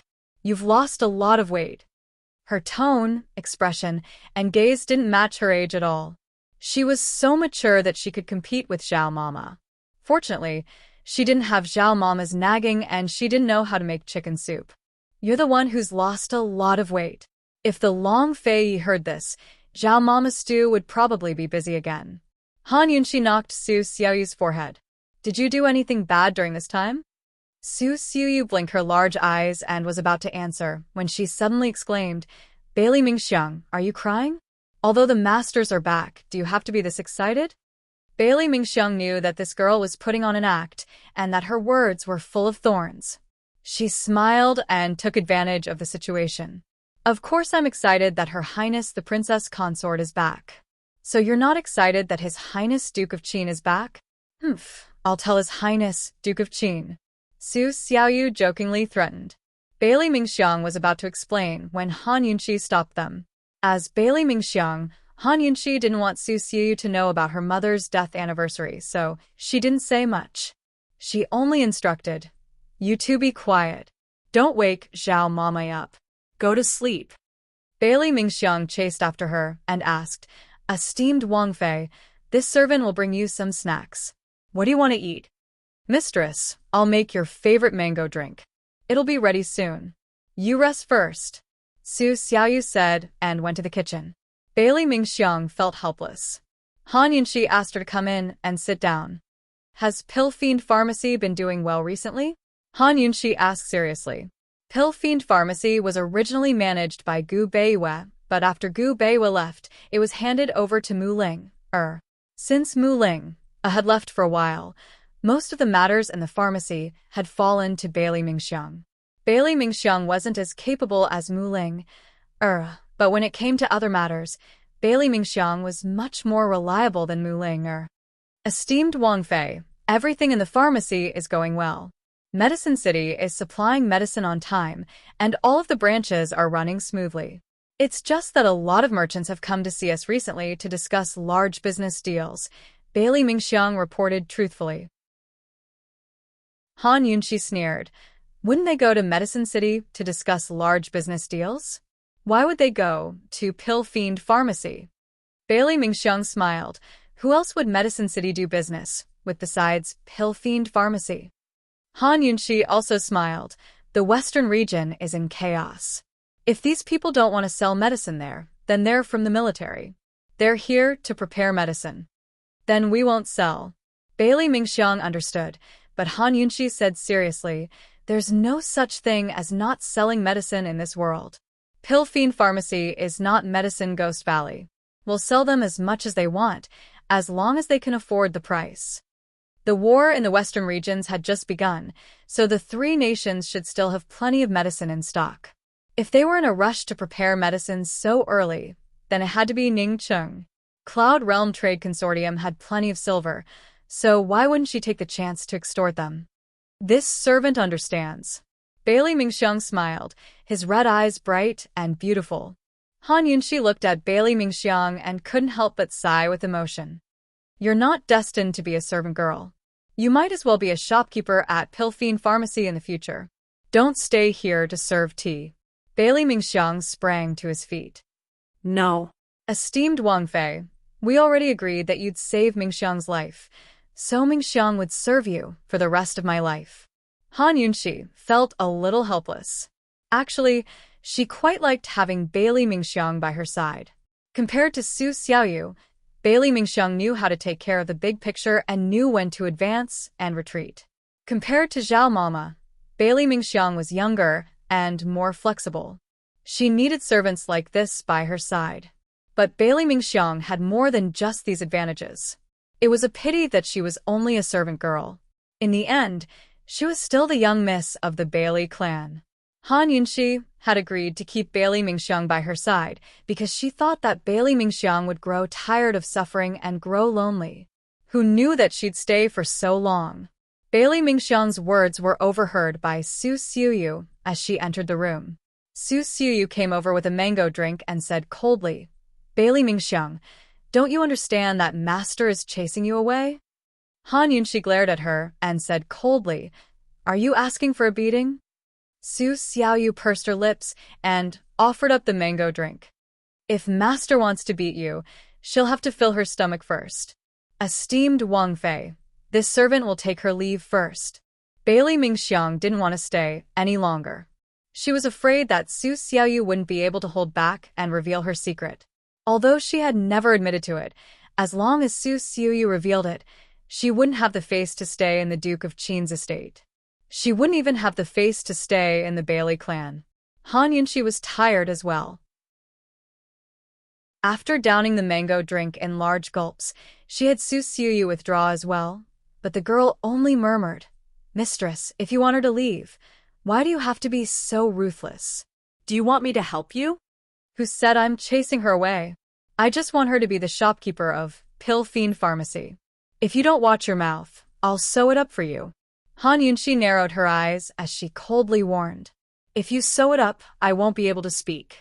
Can you change it to something else? Su Xiaoyu chuckled, as if she was joking. In reality, she swore to herself that she would definitely scheme to chase Bailey Mingxiang away. Therefore, she wanted to know what kind of punishment she would face when the time came so that she could mentally prepare herself. Han Yunxi was still tired and didn't answer.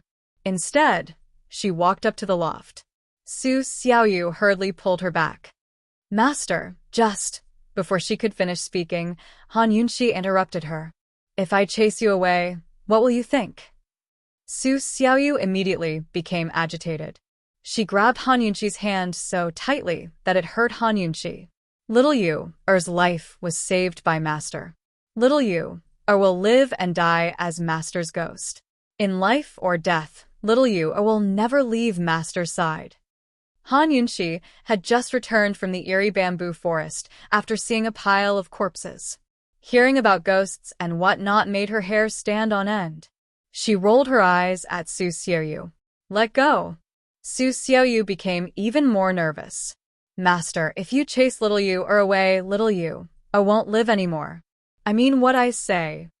Then what right do you have to chase Bailey Mingxiang away? Han Yunxi countered with a question.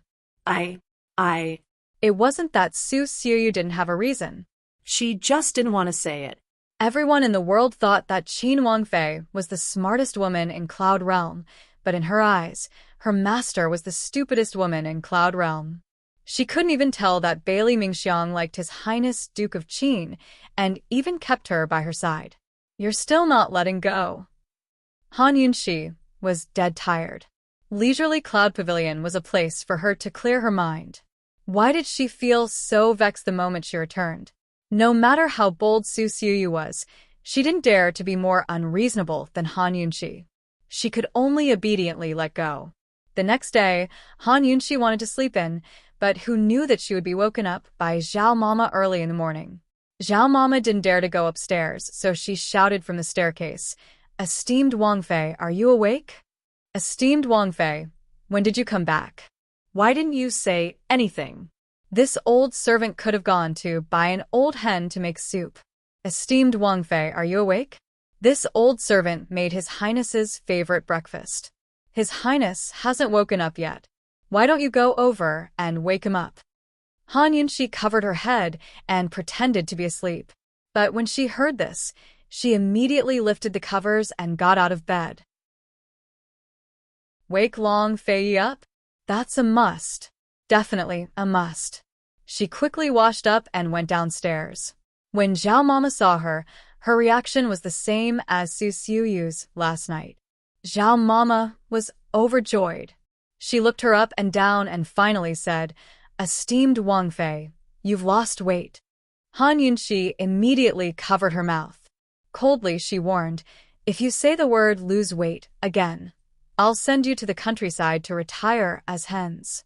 She didn't lose weight at all. She couldn't lose weight when she was with Long Fei Yi. She felt that she didn't lose to Duan Muyao in terms of looks, but she wasn't as skinny as Duan Muyao. Losing weight was a big problem in her heart.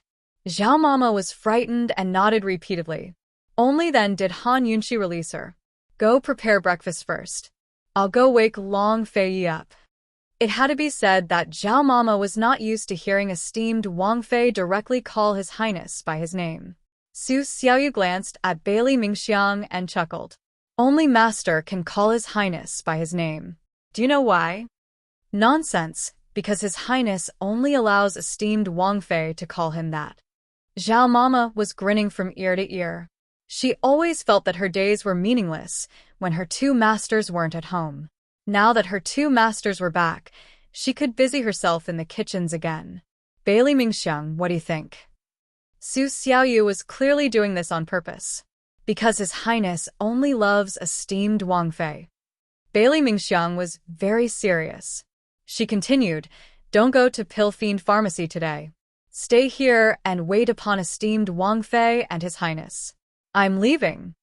She really did leave without hesitation. Unfortunately, Su Xiaoyu still snorted at her.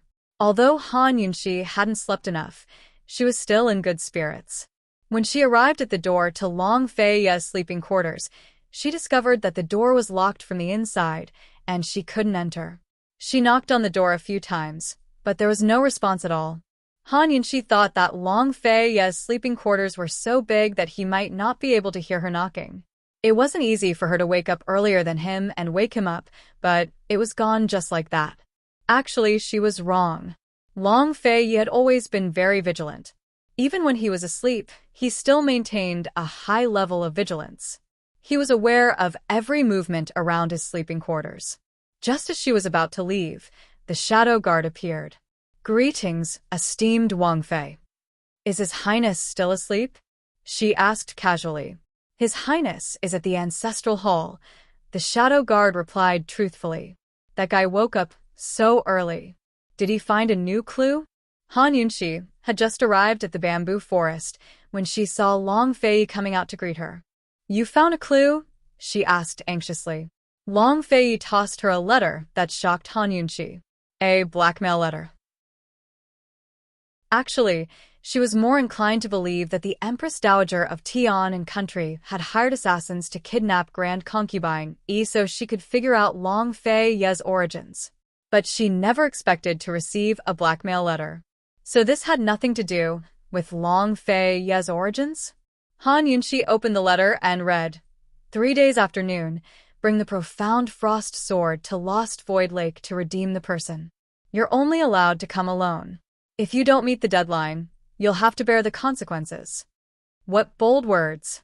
Han Yunshi said cold. Just who is it? Chapter 687. Only Long Feiyi was allowed to go by himself? He even wanted Long Feiyi's treasured sword, Profound Frost. If he missed the deadline, he didn't have to come? Take responsibility for the consequences?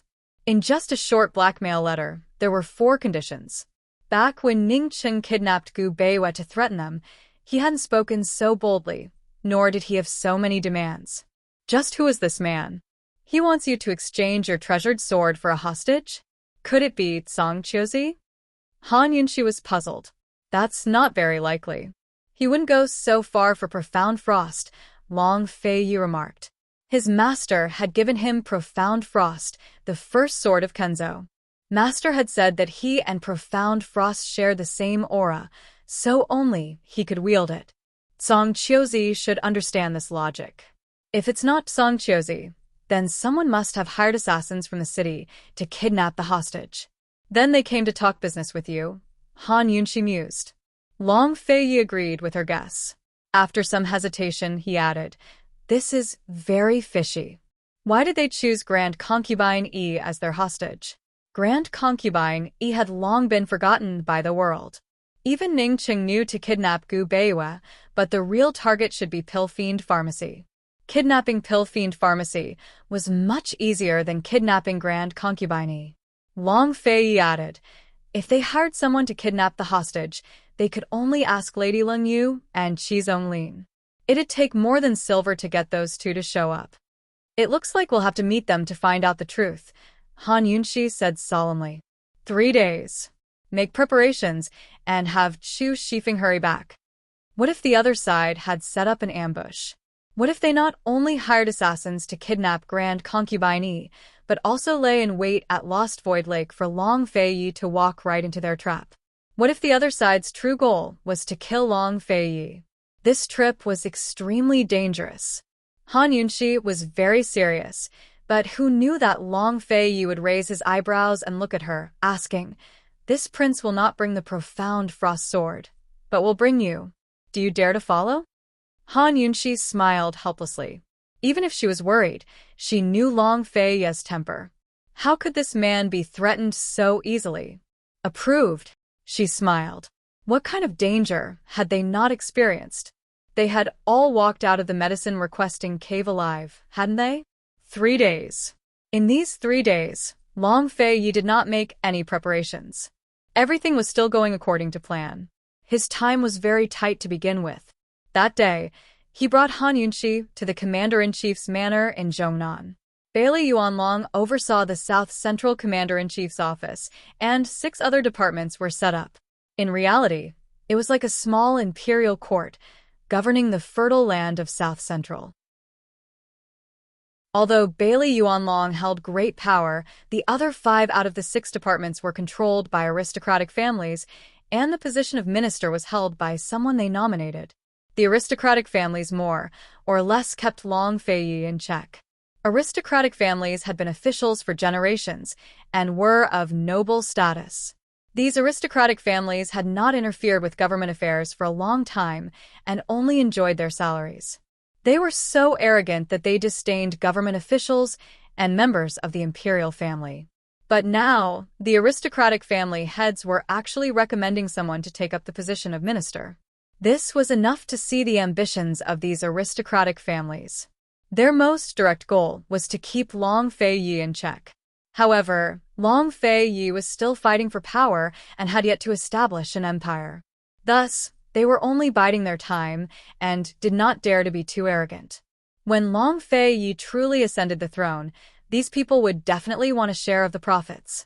They needed the new regime's recognition, respect their status, and continued to protect their interests. Bailey Yuanlong, the 5 aristocratic family heads, and the ministers of the 5 departments were all present in the main hall. As soon as Long Feiyi and Han Yunshi entered the hall, they all rose to pay their respects. Bailey Yuanlong was the most respectful and gave up his seat of honor. Long Feiyi didn't have them rise immediately, but led Han Yunshi over. Han Yunxi discovered that the seat of honor was for one person, but there was another chair next to it. It was very out of place, probably prepared for her by Bailey Yuanlong. Great General Bailey really is considerate, she mused. Although she didn't have the concept of men being superior to women, everyone present was a man. Moreover, they were discussing matters of state, so she was too lazy to join in. She was more concerned with her pill-fiend pharmacy and the kidnappers of Grand Concubine Yi. She couldn't figure out how Long Fei Yi could be so calm. Long Fei Yi had dragged her here, so she could only listen from the sidelines. When she reached her seat, she prepared to sit down, but Long Fei Yi didn't let go. He carried her to sit on the seat of honor, no, on his lap. In a flash, everyone in the room looked over. "What are you doing?" Han Yunxi murmured. Long Fei Yi only pretended not to hear as he wrapped his arms around her waist. Han Yunxi could clearly feel the 5 old clan heads' gazes turn fierce and fierce. Just what did Long Fei Yi want to do? Did he think there were too few people cursing her for being a disaster? Bailey Yuanlong shot Long Fei Yi meaningful looks, but Long Fei Yi pretended not to notice. Han Yunxi didn't understand, but Bailey Yuanlong knew all too well. These aristocratic families all wanted to cling on to His Highness, Duke of Qin. Therefore, they all wanted to marry their legitimate daughters to him in the future. Although they knew His Highness Duke of Qin doted on Han Yunxi and couldn't change the fact that Han Yunxi was his official consort, they still planned to marry off their daughters to him. Once the Duke of Qin became emperor, he'd have an empress and 4 consorts in his harem. Han Yunxi might not be able to become empress even if she was his official consort. Thus, these people were filled with enmity towards Han Yunxi. His Highness Duke of Qin's actions were clearly for the 5 clan heads to see, warning them to give up any unnecessary thoughts. But Bailey Yuanlong was worried. After all, now wasn't the time. There was no need for His Highness Duke of Qin to offend these people. This was a critical period. If he didn't calculate wrong, the Duke of Qin would make his move this autumn. All of Cloud Realm continent would be thrown into turmoil. He was looking forward to the arrival of autumn, but he had to be careful now. Nothing could happen to the south-central regions. Seeing His Highness Duke of Qin so willfully embrace Han Yunxi in front of everyone, Bailey Yuanlong was both worried and angry. Of course, he didn't dare to be angry at the Duke of Qin, but Han Yunxi. This woman was indeed unusual, but she was still a source of calamity. "All of you, rise and sit." Long Fei finally spoke up. Everyone rose to their seats, but all eyes were on Han Yunxi's face. Han Yunxi felt uncomfortable and murmured, "Long Fei Yi, just what's going on?" "Nothing. I just don't like you sitting by yourself," Long Fei Yi murmured as he buried his head in her neck. Han Yunxi's heart warmed. She was about to speak when the Shao clan head stood up and clasped his hands in a graceful gesture. This one has long heard of esteemed Wang Fei's illustrious name. "Meeting you today is the good fortune of 3 lifetimes. Today, the 6 ministries have gathered here to discuss the war in the West and seek peace and prosperity for the South-Central regions. Since esteemed Wang Fei has come, you must have something to teach us. I don't know what esteemed Wang Fei has to say about Cloud Realm Continent's current situation. We are all ears." Aristocratic families really were different. Even their bows were so graceful and their words so refined. But so what? Han Yunxi knew they were here to cause trouble. In Han Yunxi's eyes, these people didn't have the bearing of an aristocratic family at all. Han Yunxi didn't want to get involved in politics because she was too busy. She didn't like it either. Unfortunately, Long Fei Yi had pushed her into the position of calamity. She couldn't lose face for him, could she? Just based on those heartwarming words of his just now, she had to do her best. She had been uncomfortable sitting there, but now she relaxed and leaned lazily against Long Fei Yi's chest. "Then all of you listen well. This Wang Fei will only say this once." These words angered the elders so much that their faces turned green. The Shao clan head had been polite just then, but Han Yunxi really didn't hold back. When had they ever been so rude to? This woman was indeed spoiled and arrogant. If they didn't suppress her arrogance now, what would happen in the future? Please speak. Shao family's patriarch suppressed his anger and stood, not sitting down. Western Zhou, Tianning, and Tianan are at war. For the south-central regions, this is a golden opportunity that cannot be missed. Han Yunxi's words made the Minister of Revenue laugh. Esteemed Wang Fei, everyone knows about this. Naturally, the 5 clan heads couldn't mock Han Yunxi in public. They had to maintain the demeanor of an aristocratic family, but the ministers they'd elected were their spokespeople. Then you know about it too? Han Yunxi asked with interest. Of course. Our south-central region's commander-in-chief's estate will be the fisherman who reaps the benefits from the war between the 3 countries. The Minister of Revenue said seriously. What kind of fishermen's benefits are there? Han Yunxi asked again.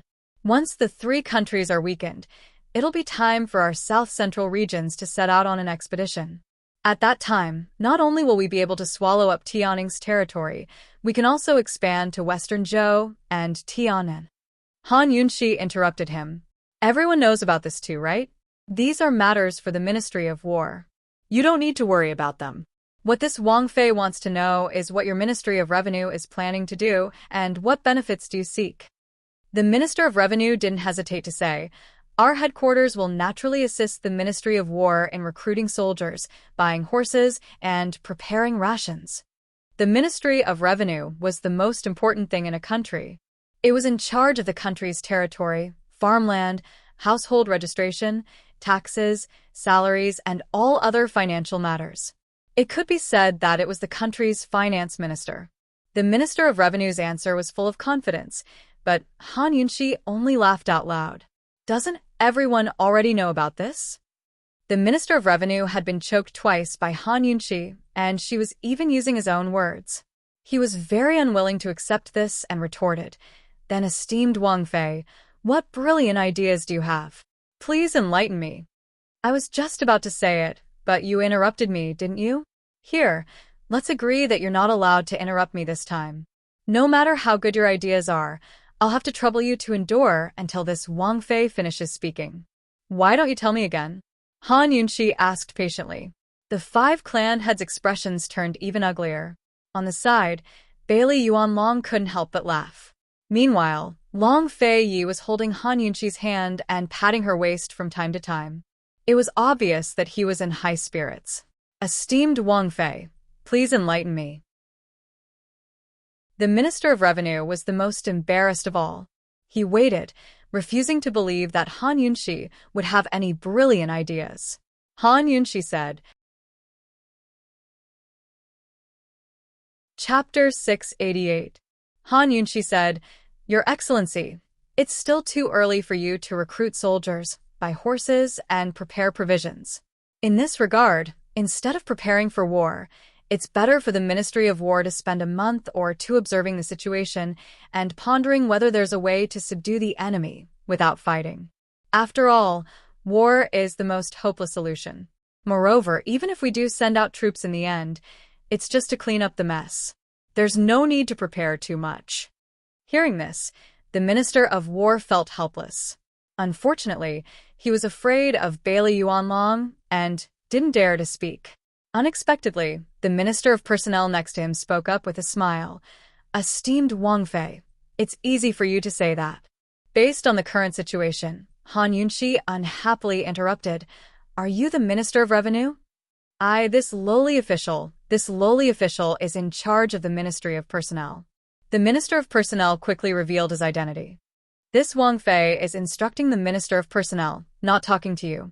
Why are you interrupting? Han Yunxi coldly retorted. The Minister of Personnel was speechless and didn't know how to respond. He could only clasp his hands and say, Yes, this lowly official has spoken out of turn. He was truly afraid that Han Yunxi would deal with him the same way she dealt with the Minister of Personnel.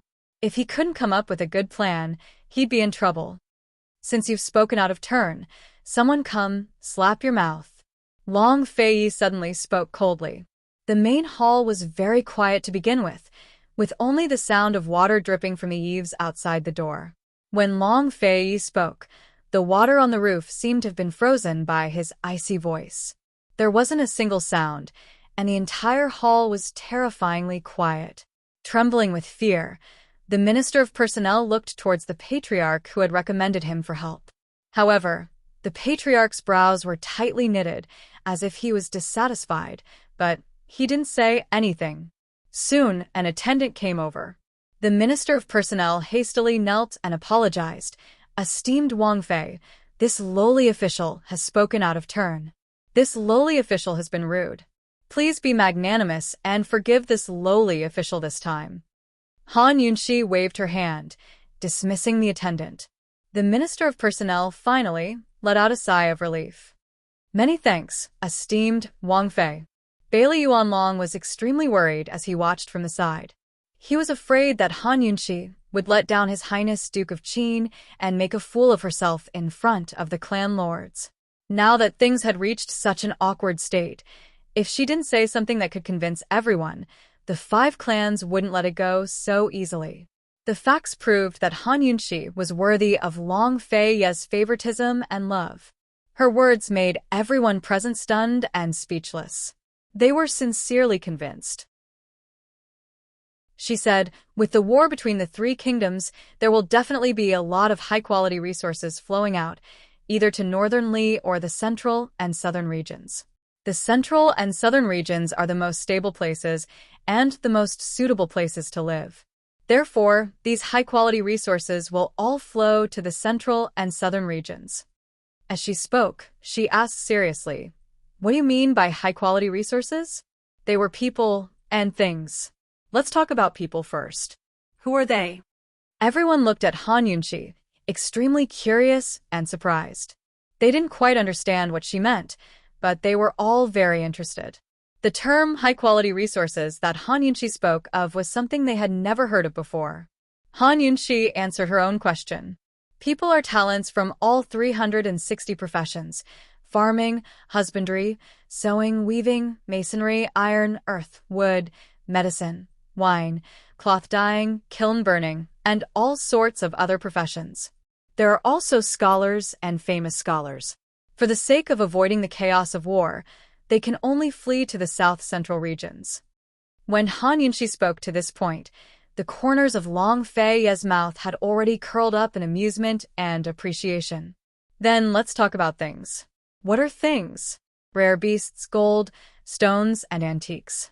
Heroes emerge in troubled times, and treasures emerge in troubled times. These things will either flow to the central and southern regions with the refugees, or they will be sold, Han Yunxi said seriously. Everyone nodded unconsciously. This was indeed the truth. Instead of rushing to recruit soldiers and buy horses, why don't the Ministry of Revenue think about how to retain these high-quality resources, how to seize the opportunity to make good use of these resources, how to gather treasures, how to retain people to strengthen oneself, and how to prosper 100 industries. The prosperity of 100 industries is the foundation of a strong country's stability.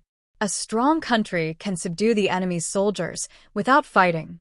When Han Yunxi finished speaking, the entire place became even quieter.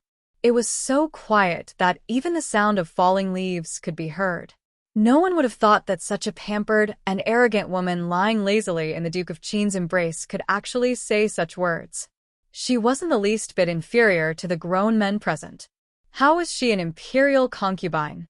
She was practically a talented general. Moreover, she was a genius. In the history of Cloud Realm Continent, every time there was a war, all the countries would think about sending out weapons and rations. No one had ever considered the things that Han Yunxi had said. The curve of Long Fei's mouth was very beautiful. He finally let go of Han Yunxi's small waist, but he didn't let go of her. His hands went past her waist and clapped. Good. Excellent. Esteemed Wang Fei is brilliant. This general admires you. Bailey Yuanlong was overjoyed. His hanging heart finally settled down. He thought that even if esteemed Wang Fei really was a source of trouble for His Highness, he would accept it, submit, and submit. Brilliant. Truly brilliant. I was right to come today, hee. Listening to esteemed Wang Fei's words is better than studying for 10 years. Esteemed Wang Fei, seeing is better than hearing. This old man can be considered to have learned something today. Lord Gao, esteemed Wang Fei, has pointed out the way for the Ministry of Revenue. You must go back and think about it carefully. If you miss this opportunity, this old man will hold you accountable.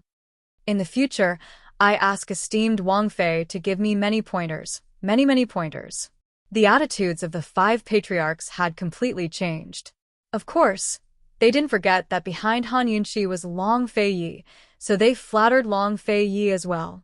The 6 ministers asked many questions, and Han Yunxi answered them all fluently. Coming from the modern era, she had gathered thousands of years of wisdom in her brain. Although she wasn't a professional when it came to governing a country, her perspective and foresight were far beyond what anyone present could imagine.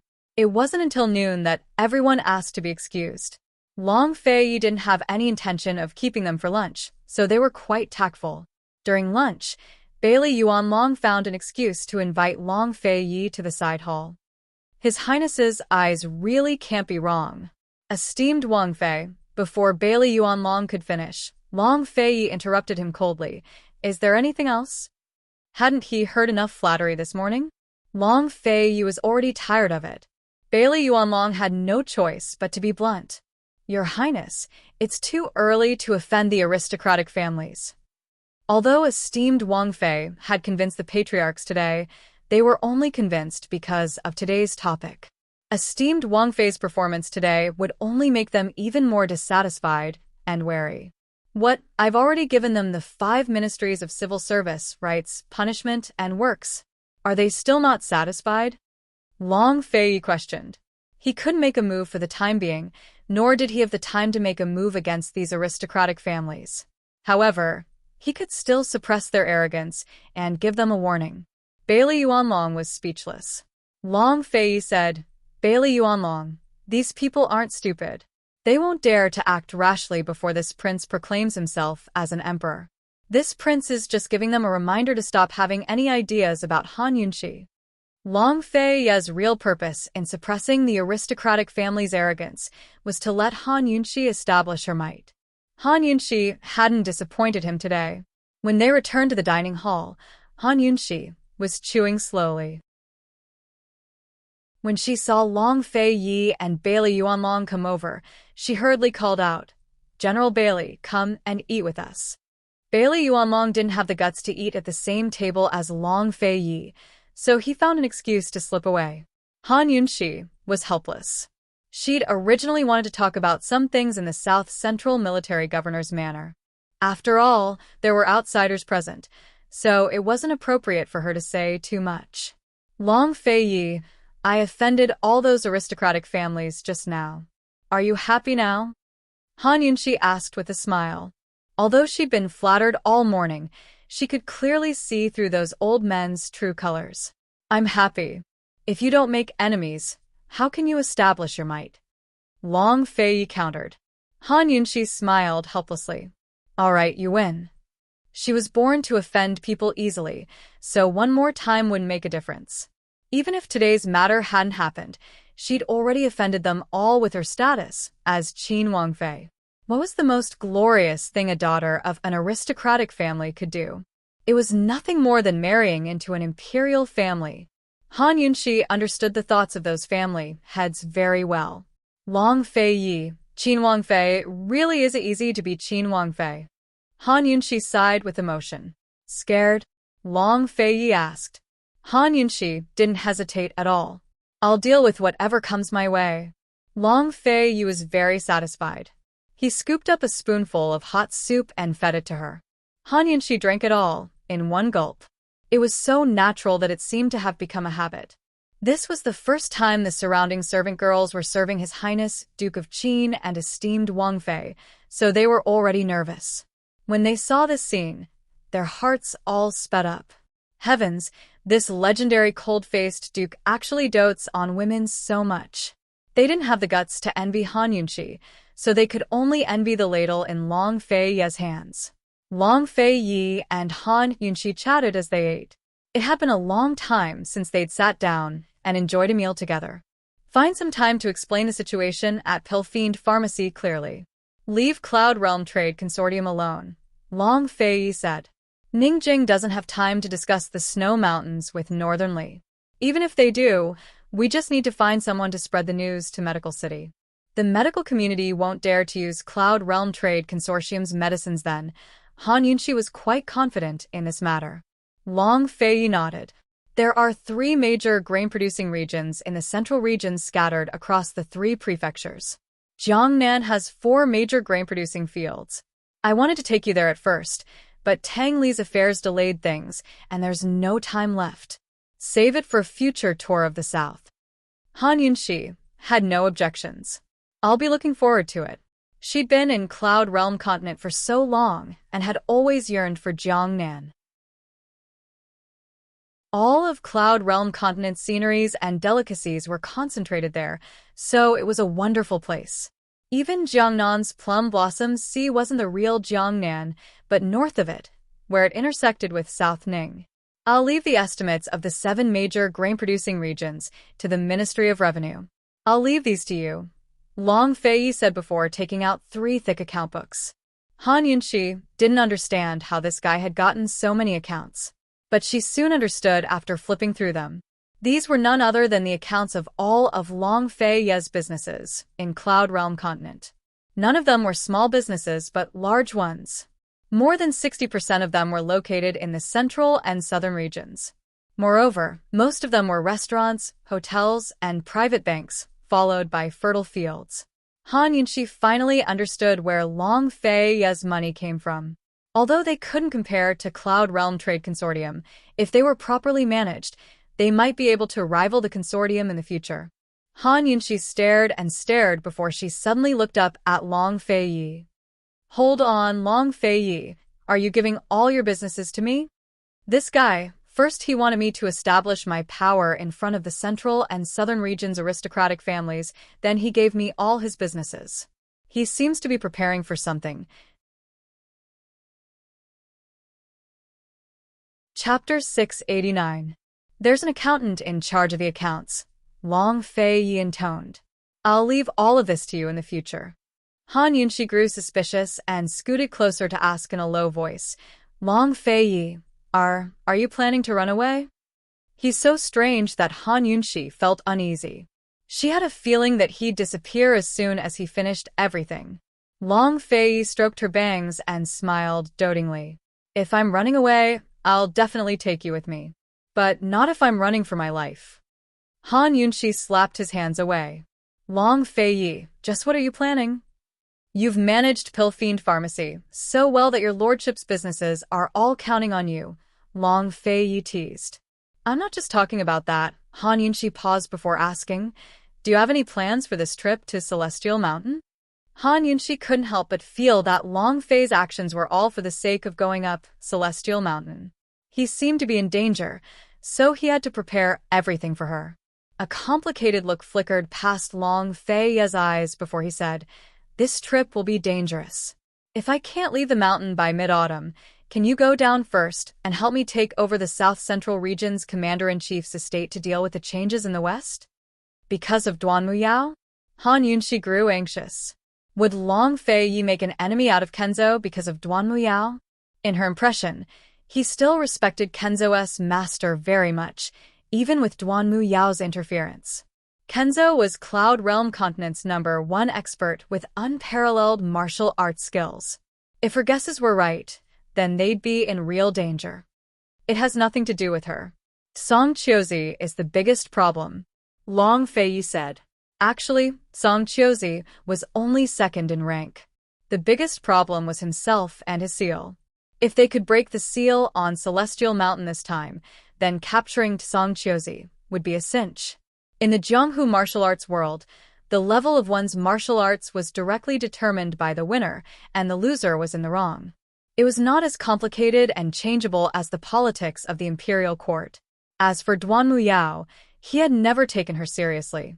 Moreover, he had no intention of letting her return to Sky Mountain. As long as Duan Muyao didn't return to Celestial Mountain, there would be no conflict between him and his master.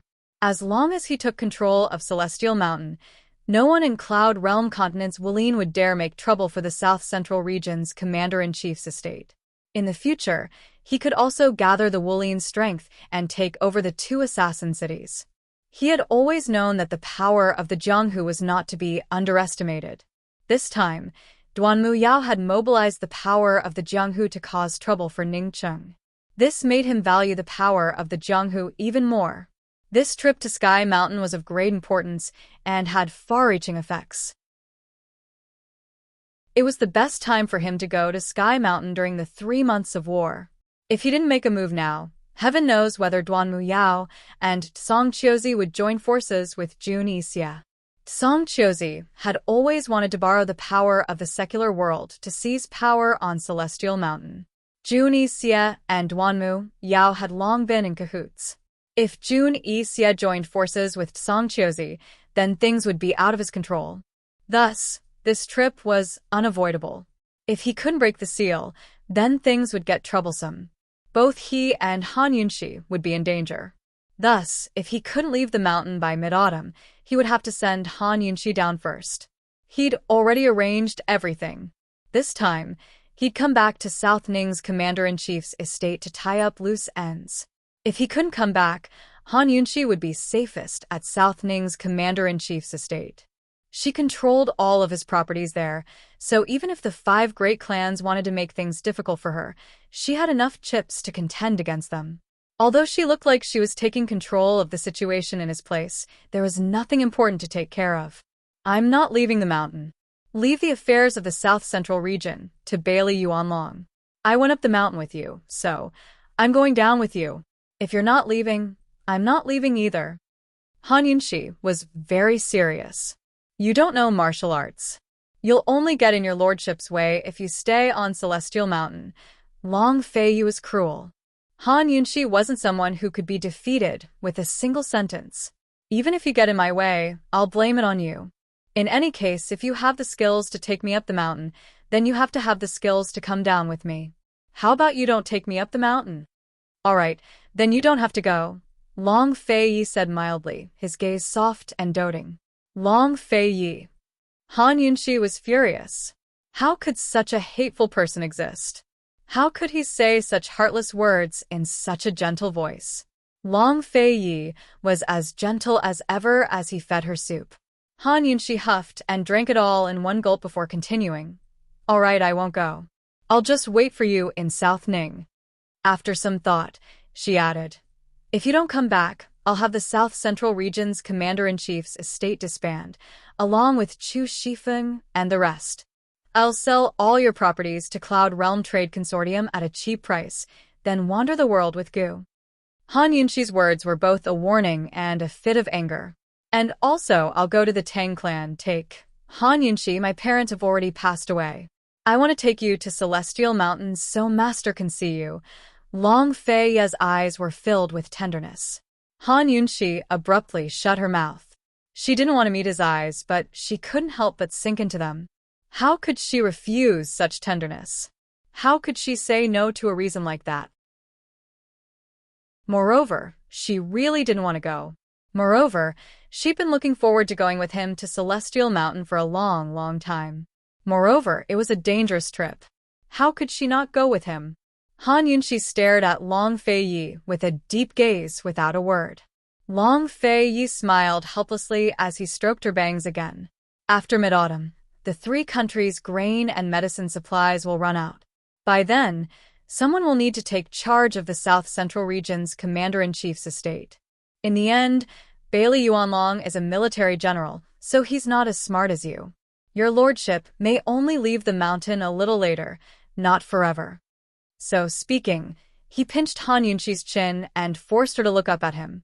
Han Yunxi, what nonsense are you thinking? You want to wander the world with Gu? Why didn't you say so earlier? Do you believe that your lordship won't break his dog legs right now? At this moment, Gu had just managed to avoid Mu Linger and was currently basking in the sun under his black robe. He suddenly shivered and poked his head out of the robe to look at the scorching sun in the sky with a confused expression. Han Yunxi looked at Long Fei Yi for a while before saying, You said it yourself that this trip will be dangerous. Long Fei Yi took advantage of the situation and said, That's why we won't be able to leave the mountains so soon. I don't care. I'm not leaving the mountain anyway. Han Yunxi was rarely so willful. Long Fei Yi suddenly frowned. He didn't say anything and just stared at Han Yunqi. It had to be said that his cold and stern gaze frightened all the servants around them. Each and every one of them was scared witless, afraid that they'd get into trouble if they weren't careful. However, Han Yunqi also frowned and stared back at him with a cold gaze. The two of them stared at each other like this for a long time. Finally, Han Yunqi stood up and turned to leave. Wait. Long Fei called her back. There's no room for discussion. I can find someone to entrust with the South Central Region's Commander-in-Chief's estate. There's no need for me to come back and do it myself, Han Yunqi said cold. The person in her heart was none other than Gu Beiwe. Gu Beiwe had worked in Tianning's Imperial Physician Courtyard for many years and always maintained a virtuous personality. This was enough to prove that he wasn't just skilled in medicine. As long as they spent some time analyzing the current situation and telling him their plans, she believed that Gu Beiwe wouldn't disappoint them. She was about to leave when Long Fei Yi asked gently, Han Yunqi, do you still want to eat? Come here. Don't starve your stomach. Han Yunqi stopped in her tracks. How was she supposed to get angry when this man was like this? How was she supposed to keep arguing? Her eyes suddenly stung, and she wanted to cry before she could turn back. Long Fei Yi had already walked over and hugged her from behind. All right, you win. Let's eat. Han Yunqi turned around and looked at him seriously. You're not allowed to lie to me. Not allowed to lie to me? It wasn't like he hadn't lied to her before. Long Fei Yi kissed her lightly on the lips as a seal. You'll follow your lordship wherever I go, all right? Han Yunqi finally smiled. All right, tie me up with a rope. At these words, the surrounding servants all sucked in a cold breath. Qin Wangfei was too impudent. She actually called His Highness Duke of Qin a dog. However, Long Fei Yi didn't get angry. He pulled Han Yunqi back to their seats and continued eating. The two of them had a tacit understanding not to mention what had just happened. Han Yunqi wasn't so stupid. She was already on her guard and told herself that she had to be careful around mid-autumn. She had to keep a close eye on Long Fei Yi. You're not going to prepare for the extortion? Han Yunqi changed the topic. She had the courage to go with Long Fei Yi, but she was still rather worried about this matter. However, Long Fei Yi didn't take this matter to heart at all. They didn't even know who the other party was. Wasn't Long Fei Yi too calm? There's nothing to prepare, Long Fei Yi said indifferently. What if the other party not only hired Madame Lingyu, but also Qi Zonglin? Wouldn't we be sending ourselves to our deaths? Han Yunqi wasn't joking. When they were looking for Mama Su, they had been attacked by Lung Shuangshuang and Qi Yaotian. With Long Fei Yi's current abilities, dealing with Lung Shuangshuang and Qi Yaotian was more than enough. However, bringing along someone who didn't know martial arts to deal with two city lords at the same time was truly courting death. This prince will take you there. When the time comes, no matter who we meet, this prince will defend while you attack. We'll kill them all with poison. How does that sound? Long Fei Yi asked. Han Yunqi's eyes immediately lit up like a searchlight. Back then, when she and Long Fei Yi teamed up, it was more than enough to deal with the Chu family's crazy driving arrow technique. As long as it wasn't the driving arrow technique, Long Fei Yi could bring her close to the enemy. As long as she closed the distance, there were many ways she could use poison. She didn't necessarily need to use hidden needles. All right, Han Yunqi was overjoyed. She was even more curious as to who would be so unlucky as to face Long Fei Yi and her for the first time. With Long Fei Yi's arrangements, Han Yunqi felt much more at ease. After the meal, they drank tea with Bailey Yuanlong for a while before Long Fei Yi accompanied Han Yunqi to Pill Fiend Pharmacy. They entered through a side door. To enter through the side door, they had to pass by the infirmary. The infirmary was very quiet in the afternoon as the patients were all resting. Long Fei Yi and Han Yunqi lightened their footsteps. Unexpectedly, when they arrived at the window of the infirmary, they heard a teasing voice. Miss, you're really pretty. What's your name? Han Yunqi didn't recognize this voice, but she was certain it wasn't someone from Pill Fiend Pharmacy. Could it be that a patient was taking liberties with another patient? She suspiciously peeked in through the window, but Long Fei Yi didn't seem interested. Unexpectedly, Han Yunxi was shocked to see someone provoking Bailey Mingxiang. Han Yunxi grabbed Long Fei's hand and whispered, "Look, that person is so bold." Chapter 690. Long Fei peeked into the infirmary and saw Bailey Mingxiang changing the dressing of a young man. The man looked to be in his early 20s and was dressed well. It was obvious at a glance that he came from a wealthy and respectable background. However, the frivolity and wretchedness between his brows made anyone who saw him know that he was a lecherous wastrel. Bailey Mingxiang finished treating the man's wound and was about to stand up when the man grabbed her wrist. Bailey Mingxiang struggled a few times, but couldn't break free. Without a doubt, she'd been teased. That's the 7th young master of the Shao clan, Shao Chong, and's favorite grandson. Long Fei recognized the man at a glance. Han Yunxi knew the Shao clan because she'd met them this morning. They were the head of the 5 great clans and had the highest status. So what? He dares to tease Pill Fiend Pharmacy's people. He must be tired of living. Han Yunxi was about to enter when a bag of medicinal ingredients suddenly hit 7th young Master Zhao's wound. Ah! 7th young Master Zhao immediately let go and clutched his knee. "It hurts like hell. Who is it? Are you looking to die?" Su Xiaoyu walked in with another bag of medicine in her hands. "Your great aunt is me." Even Bailey Mingxiang sucked in a cold breath, much less 7th young Master Zhao. Su Xiaoyu was younger than 7th young Master Zhao by more than 10 years, but this little girl was calling herself great aunt. Han Yunxi almost laughed out loud. She wasn't planning to go in, but wanted to watch the show from the sidelines. "Call the guards over. Let's go," Long Fei said. He was too busy to pay attention to such trivial matters. "No need. That little great aunt can handle it. You go first." Han Yunxi was in a good mood. This was her first time seeing Su Xiaoyu help Bailey Mingxiang. Long Fei didn't rush her, but left. At noon, he'd received news that Gu Beiwei had returned to Pill Fiend Pharmacy with Gu and the rest.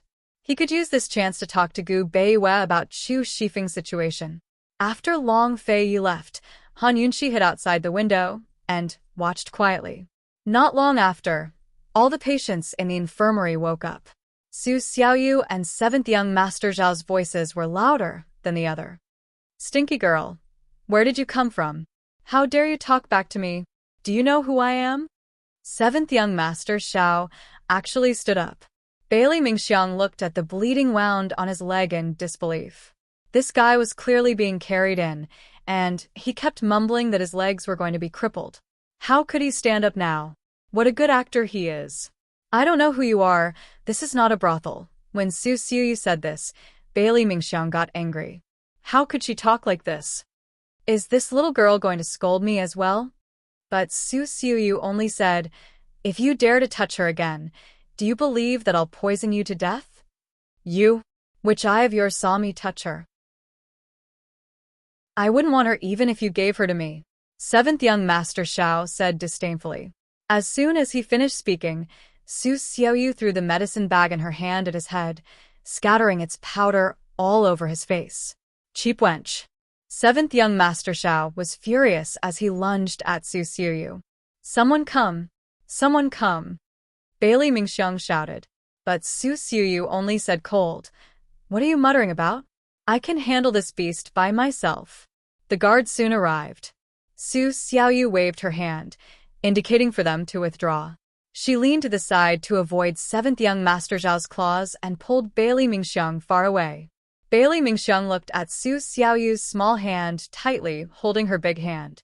A strange feeling flashed through her heart, but she couldn't explain it clearly. She realized that this child's hand was especially cold. 7th young Master Zhao's head was covered in powder. He rubbed his eyes and lunged at them again, but he still missed. After a few rounds, 7th young Master Zhao flew into a rage out of humiliation. "Do you know who I am? I am the 7th young master of the Zhao family.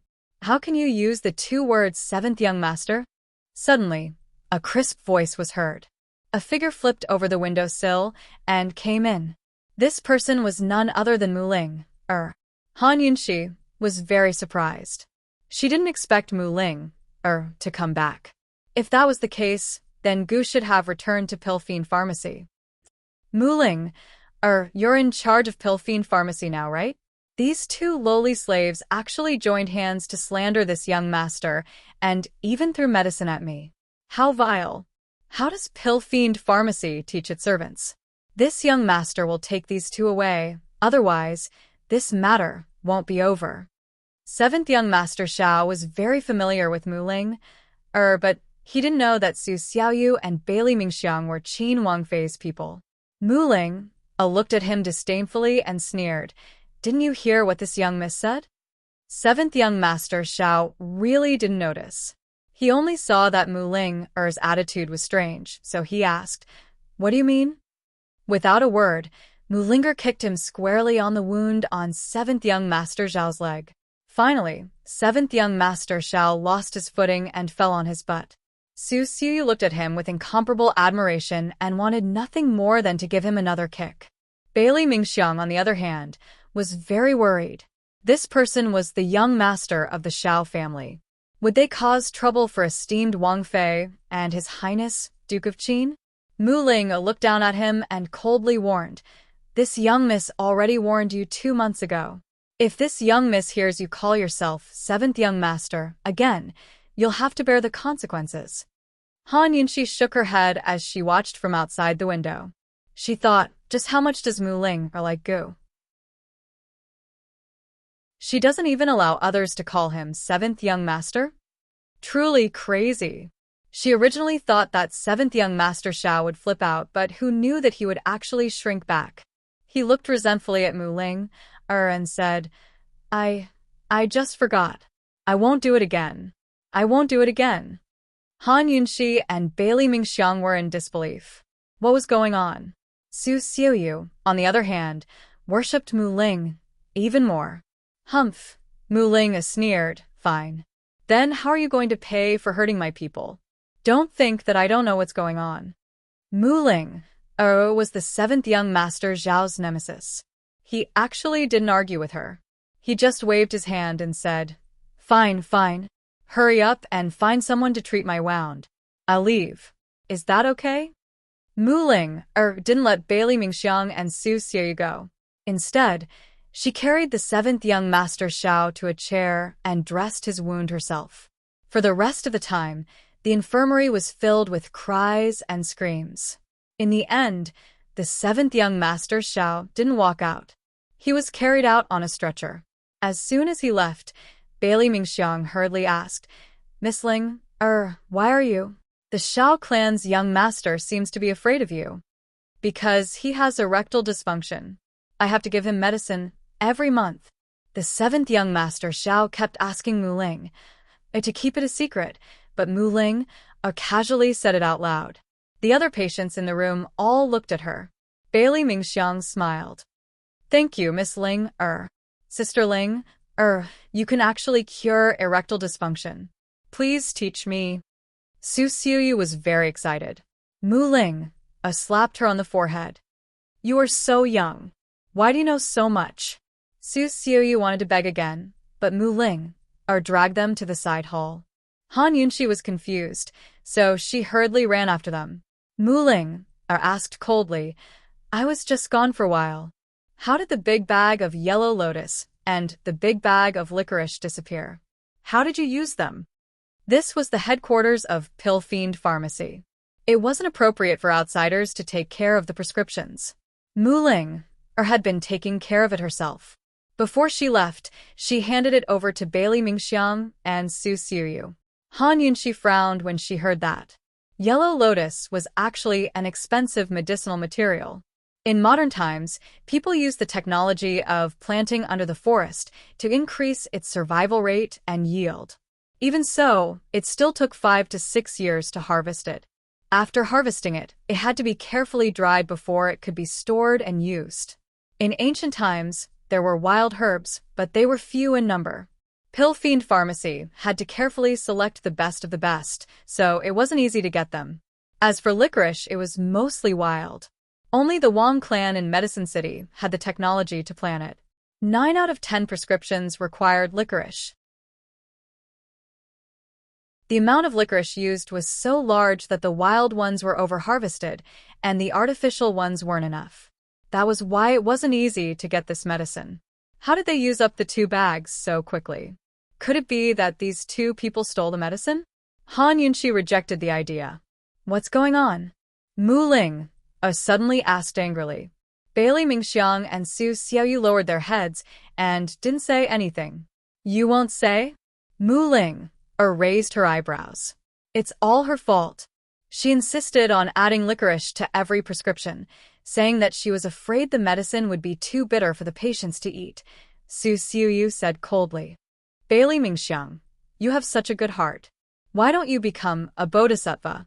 What are you doing by staying by esteemed Wang Fei's side? Bailey Mingxiang hurriedly explained, Miss Ling, the weather has changed over the past month, and many children have fallen ill. The prescriptions for the medicine didn't add much licorice, and many of them were especially sour and bitter, so Bailey Mingxiang hesitated for a moment. I was the one who secretly added the licorice. I carefully read the prescriptions and knew that increasing the amount of licorice wouldn't have any effect. I'll pay for this loss. Hee. You don't even want to leave your name after doing such a good deed. Su Xiaoyu sneered. Bailey Mingxiang was angry this time. Miss Ling, it was this girl who used Coptis chinensis. I must tell you this. If the people who came to get the medicine said something that made her unhappy, she added Coptis chinensis to the medicine. Although it didn't harm the patient's life, it was too immoral. If someone who knew medicine saw through it, our pill fiend pharmacy's reputation would be ruined. Han Yunxi rolled her eyes several times when she heard this. What should she say? Bailey Mingxiang and Su Xiaoyu were truly a perfect match. How could they do such a thing? How could it be ruined? Adding Coptis chinensis is good for the patients, but it's also detoxification. I gave such expensive medicine to them for free, so they should be thanking me. Su Xiaoyu was still trying to quibble. Mu Ling was about to go crazy. She was silent for a long time before she finally said angrily, If it weren't for Han Yunxi's sake, this miss wouldn't have let you off. This miss will give you 10 days. If you can't get the licorice and Coptis chinensis by then, you just wait and see. Don't mention Han Yunxi. This miss won't even give face to Long Fei Yi. Mu Ling left angrily after she finished speaking. Su Xiaoyu muttered, His Highness Duke of Qin wouldn't care about such trivial matters. After she finished speaking, she ignored Bailey Mingxiang and turned to leave. Bailey Mingxiang looked at her back for a long time before he finally called out, Lass, thank you for just now. He didn't know if Su Xiaoyu heard him, but she continued walking without looking back. Han Yunxi didn't have time to pay attention to this matter. She was relieved to leave it to Mu Ling. She was about to chase after Mu Ling, when someone patted her shoulder from behind. Poison Lass, show. Chapter 691. Han Yunxi turned around and saw nothing but darkness. Gu was dressed in a large black robe with a hood and a mask covering his face, completely hiding himself. Long time no see. Are you safe and sound? Han Yunxi asked jokingly. When did you come back? I just arrived this morning. Gu said. I brought Gu Beiwei with me. When you go back, tell Mu Linger to ask Gu Beiwei if there's anything she doesn't understand about the pharmacopoeia. If Gu Beiwei doesn't understand, then write a letter to the King of Medicine. Han Yunxi crossed her arms and leaned against the wall. And then I'll go look for the fire and metal of 10,000 poisons. Gu was very serious. Then why don't you tell her yourself? Han Yunxi asked. That girl is too annoying. She can pester me for 3 days and 3 nights without sleep, constantly asking about this medicine. If I stay with her any longer, I'll definitely go crazy. Gu thought for a moment, then asked in a low voice, Poison Lass, do you think that brat suspects something? Has the Mu family's matter been resolved? Han Yunxi changed the topic. Madame Lianxin had sacrificed herself to make a final effort for the Mu family. Now that Medical City had expelled Madame Lianxin and had Elder Ling from the city, These two notorious people had become street rats that everyone wanted to beat up. They couldn't live anywhere. If Gu didn't give the Mu family some benefits, how could Madame Lianxin let the matter rest? I've talked to that girl. She'll become the head of the Mu family, and the Council of Elders will give the Mu family 2 pieces of land. Whether or not the Mu family can be saved will depend on that girl's sincerity. Gu said, then added, in any case, we've already talked to her about this matter on behalf of Long Fei Yi. It has nothing to do with me. A complicated look flitted through Han Yunxi's eyes. If she doesn't take it seriously, I'm afraid Madame Lianxin will come knocking on our door. That has nothing to do with me, Gu said again. Han Yunxi deliberately looked at him with disdain. If you don't like her, why did you provoke her? Gu also looked at Han Yunxi with disdain. I provoke you every day. Why don't you like me? Han Yunxi couldn't be bothered and turned to leave. Gu quickly stopped her and looked at her with even more disdain. I'm just joking. Why are you so serious? Do you have any clues about the fire and metal of 10,000 poisons? Han Yunxi asked seriously. Gu shook his head. He had actually been searching for a long time, but there was no progress. Metal was hard to find, let alone the metal of 10,000 poisons. As for fire, he was completely clueless. However, he was very determined. Even if there are no clues, we still have to look. I have an appointment with Long Fei Yi. Gu and Long Fei Yi had 2 appointments. The first was that Gu would help Long Fei Yi hide the matter about Mute Granny. Long Fei Yi would help Gu hide the secret of his undying body. The second was that Gu would help Long Fei Yi find a way to cure the perplexing butterfly illusion. Long Fei Yi would help Gu destroy Medical City. Of these 2 agreements, Han Yunxi only knew the second one. Long Fei Yi and Han Yunxi had a lot of things to do. They were very busy every day. However, Gu only wanted to do one thing in his life. He always remembered his appointment with Long Fei Yi. When are you leaving? Han Yunxi knew that she couldn't make him stay. She could only secretly mourn for Mu Linger. Now. If it weren't for the fact that he wanted to see Han Yunxi, Gu would have left in the morning. He asked, are you planning to stay in Ningnan for a long time? After the war between the 3 countries is over? We're going to Tianshan Mountain. I think we'll be staying there for a while, Han Yunxi said in a low voice. Tianshan Mountain? Why are you going there? Gu was curious. Is Long Fei Yi going there to practice martial arts? It's not the right time, right? Han Yunxi looked at Gu and smiled bitterly. This guy was very smart, but he never cared about the current situation. Anyone who cared about the current situation would have guessed that Long Fei Yi went to Tianshan Mountain to take advantage of the martial arts world's power. If Gu Beiwei was indifferent to fame and fortune, then Gu was someone who didn't have the concept of fame and fortune. He always lived in his own free and easy world, doing whatever he wanted without any restraints. Han Yunxi actually liked him a lot, but this kind of like had nothing to do with romance.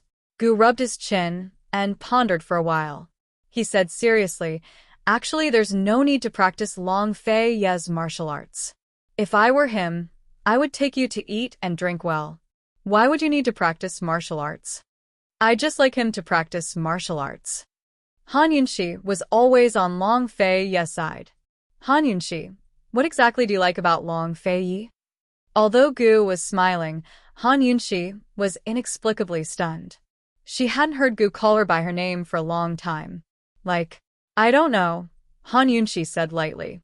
Useless? Gu was disgusted. He took out a palm-sized blood-red wild mushroom from his black robe and stuffed it into Han Yunxi's hand. Then, he walked away without looking back. Hey, what's this? Aren't you going to have a meal with me before you leave? Gu. Old ghost. Gu didn't look back. He waved his hand. Remember to miss your chi brother. Wait for my good news. Be careful. Han Yunxi chased after him for a few steps, but Gu quickly disappeared. Han Yunxi looked at the wild mushroom in her hand seriously and was shocked. This was a good medicine for women to replenish their blood and energy. It would take at least 500 to 600 years to grow to this size. Han Yunxi looked at it for a long time. Her heart was filled with mixed feelings. She smiled helplessly. Silly Han Yunxi didn't give this precious blood mushroom to Mu Linger. Instead, she told Su Xiaoyu to keep it in a secret room in the pharmacy. She went to the backyard.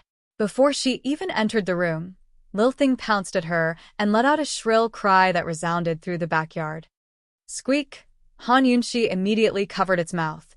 Did Gu Beiwa give you a stimulant? Ever since they came back from the medicine-requesting cave, Lil Thing had been guarding Gu Beiwa. Now it was finally back in her hands.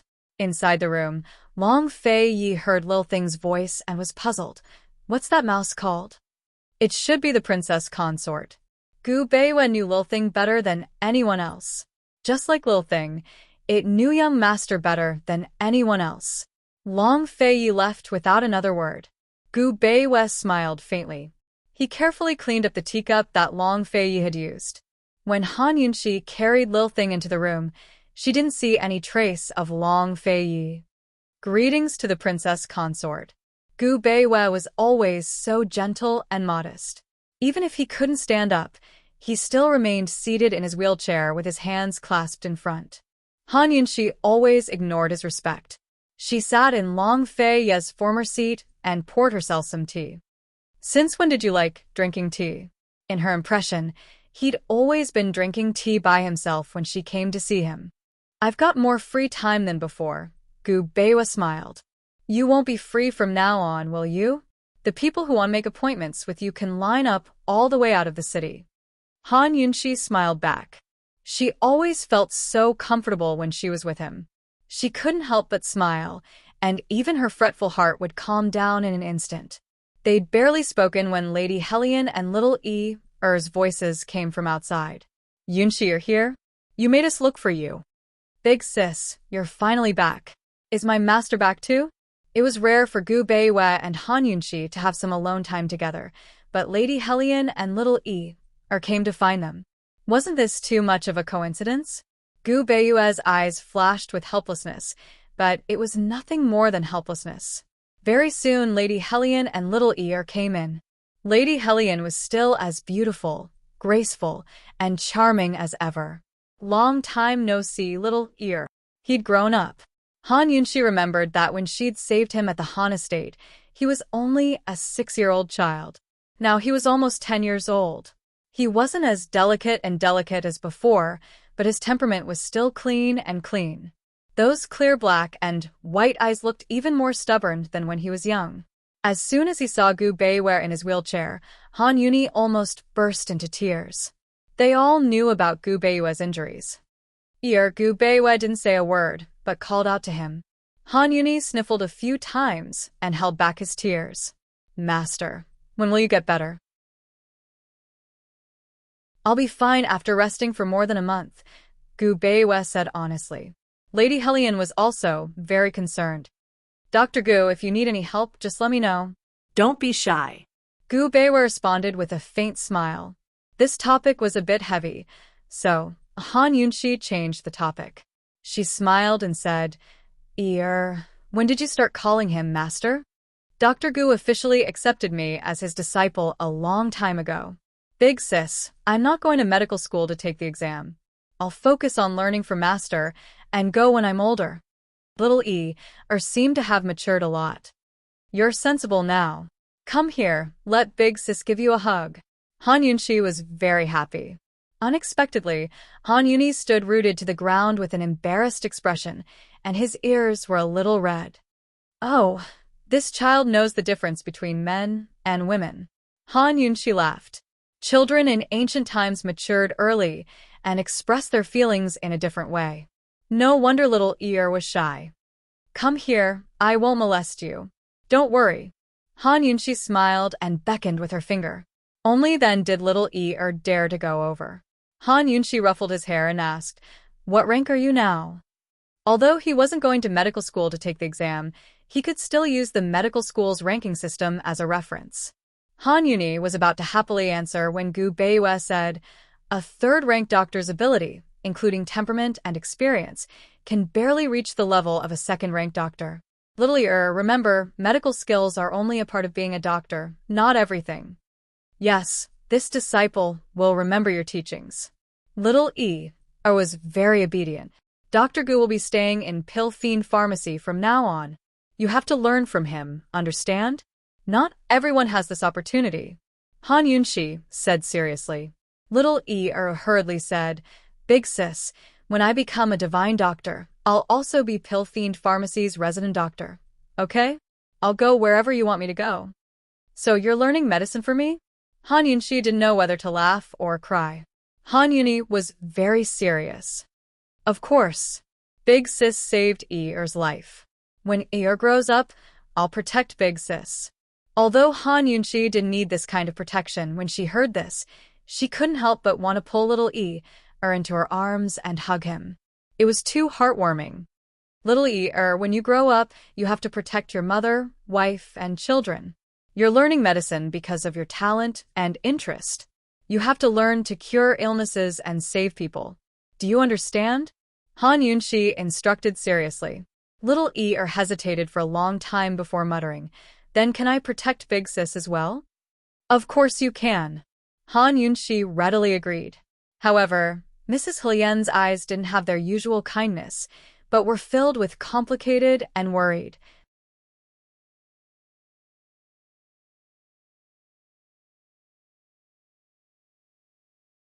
Chapter 692.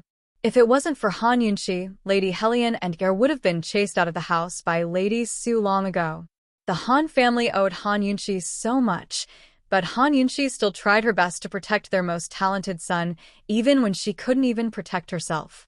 Lady Helien admitted that she'd once suspected Han Yunshi, and suspected that she was only trying to hold mother and son hostage so she could take the Han family's pharmacopoeia and properties for herself. But Han Yunshi didn't. Everything she did was for the sake of the Han family. She'd spent a lot of effort on and wanted him to become a man of indomitable spirit. She wanted him to shoulder the heavy responsibility of reviving the Han family's pharmacies. Han Yunshi doted on little just as much as his mother herself. Seeing the stubbornness in Er's eyes, Lady Helien couldn't help but knit her brows. What was Lady Helien worried about? In the past, when said he wanted to repay his big sister, she'd always praise him for being sensible and teach him not to be ungrateful. But now, she was only filled with worry. She wasn't afraid of anything but losing her son. Thus, there were some things she couldn't control. Seventh Madam, what are you spacing out for? Come drink some tea. Even though Han Yunshi was the high and mighty Qin Wangfei, she still treated Lady Helien with respect. In terms of seniority, she really did have to call Helien Zuexiang Seventh Madam. As soon as Lady Helien walked over, she pulled into her arms and asked about Han Yunshi's health as usual. Then she told her about the Han family's Four Directions pharmacy. After chatting for a while, Han Yunshi told Gu Beiwa to rest before they left together. As soon as they stepped out the door, Lady Helien asked in a low voice, Yunshi, it's been so many years. Why hasn't there been any movement from your stomach? Han Yunshi didn't expect this at all. Although she knew many people were concerned about this question, no one had asked her so directly ever since she'd been questioned at Tianning's imperial palace. It should be time for some movement, she muttered to herself. His Highness, Duke of Qin, doesn't want children? Madame Helien's voice grew even softer. Han Yunshi smiled. I'm too busy. I don't have time. Then when do you want it? Madame Helien muttered. His Highness Duke of Qin isn't young anymore. You don't have any plans for the next year and a half, right? I'm busy too. Han Yunshi wasn't making up an excuse. It was the truth. Long Fei Yu was busy, so how could she be free?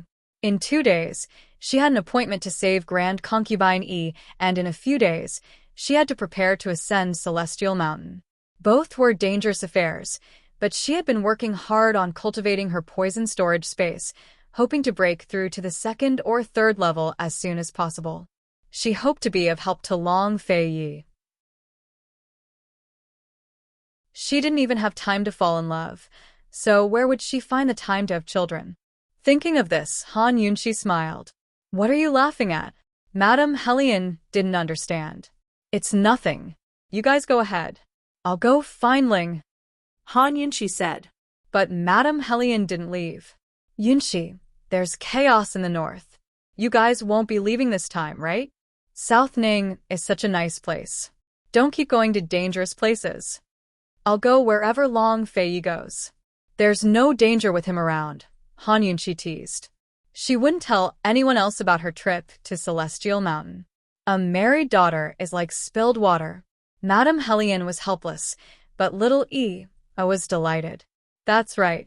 With His Highness Duke of Qin here, Big Sis won't be in any danger. Mother, don't worry. Yunqi, why don't you come to the Han estate for dinner tonight? Madame Helian asked. No, I still have things to do tonight. Maybe another day. Han Yunqi tactfully declined. Madame Helian didn't invite her again, but left with little ear. Mother, you go back first. I'll come back tonight. I have a lot of medical records to show Master, little ear said seriously. A complicated look flickered past Madame Helian's eyes before she murmured, why don't you stay at Pilfiend Pharmacy tonight? Mother will come pick you up tomorrow. Little ear immediately shook his head. Big Sis Chen Xiang isn't at home. I have to go back to keep you company. Silly child, Mother is going to the temple. I might stay there tonight. Be good and stay with Dr. Gu. Mother will come pick you up tomorrow morning, Madame Helian said seriously. Mother, why are you staying at the temple? Little ear didn't understand. In the past, his mother had never stayed out at night. There's a Dharma assembly at the temple tonight. Madame Helian stroked little Ear's head with a smile. How can a child have so many questions? Hurry and go help out at the pharmacy. Little I didn't think much of it and skipped towards the pharmacy. Once Master and Big Sis were back, he felt like the world had turned beautiful again. Madame Helian exhaled and hurried out the door. Su Xiuyu happened to pass by and glanced at the figure in a daze. She chased after her for a few steps before disappearing around a corner. Madame Helian? What's the rush?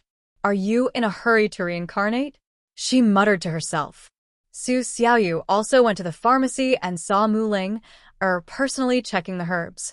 Little was helping at the side. Han Yunqi wasn't there. In fact, Han Yunqi had gone back to find Gu Beiwei.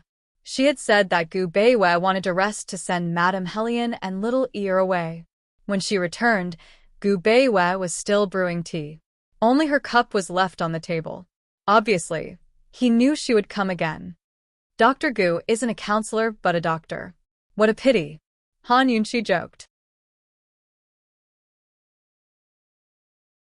If you have time, go back to Medicine City and tidy up the Mu clan.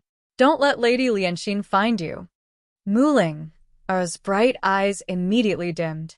She walked with Han Yunqi into the flower gardens in silence. Before she knew it, she'd hooked her arm around Han Yunqi's. Han Yunqi only glanced at her without a word. After walking for a while, Mu Ling finally spoke. Han Yunqi. What? Why is it so hard to like someone? Tired? Han Yunqi asked. Very tired. Mu Ling replied honestly. It's been so many years. He's always running away, and I'm always chasing after him. I've almost run all over Cloud Realm continent, but I just can't catch him. You won't be tired if you don't like him, right? Actually, Han Yunqi herself didn't understand. You'll die. You'll die if you don't like him. Mu Ling blinked her big, bright eyes with determination. Han Yunqi was speechless. Not to that extent. Will you stop liking the Long Fei Yi one day? Mu Ling asked. I've never thought about it. Han Yunqi didn't even consider this question. You're different from us. Mu Ling hung her head dejectedly, but she still raised it in the end with a proud expression. I'll wait. When he's old, there'll be a day when he can't run anymore. Mu Linger lifted her head to look at the skies, the gentle April sunlight shining down on her clean, stubborn face.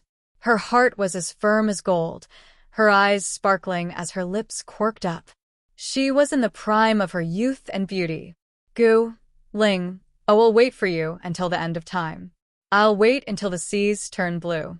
I'll wait until prosperity falls. I'll wait until the years are peaceful. But Gu Qishao, when will you grow old? Han Yunqi looked at Mu Ling, not knowing whether to laugh or cry. That's a good idea. I'm serious. Mu Ling said loudly. I know. Han Yunxi nodded repeatedly. Night fell. Before leaving Pill Fiend Pharmacy, Han Yunxi told Su Xiaoyu to give the blood mushroom to Mu Ling. Mistress, this is good stuff. You have to keep it for yourself. Although Su Xiaoyu admired Mu Ling, she still thought of Han Yunxi first. Lord Pill Fiend gave it to her. Take it, Han Yunxi ordered coldly. Su Xiaoyu rubbed her nose and could only do as she was told. Although this wasn't appropriate and was being nosy, Han Yunxi really felt sorry for silly Ling. What girl wasn't silly in the face of love? The only ones who weren't silly were those who had been hurt and no longer believed in love. Seeing Long Fei Yi coming over, she restrained her thoughts. She knew that she was often very silly in front of Long Fei Yi. On the way back, Han Yunxi tightly held Long Fei Yi's hand. 2 days later, they arrived at Lost Void Lake as promised.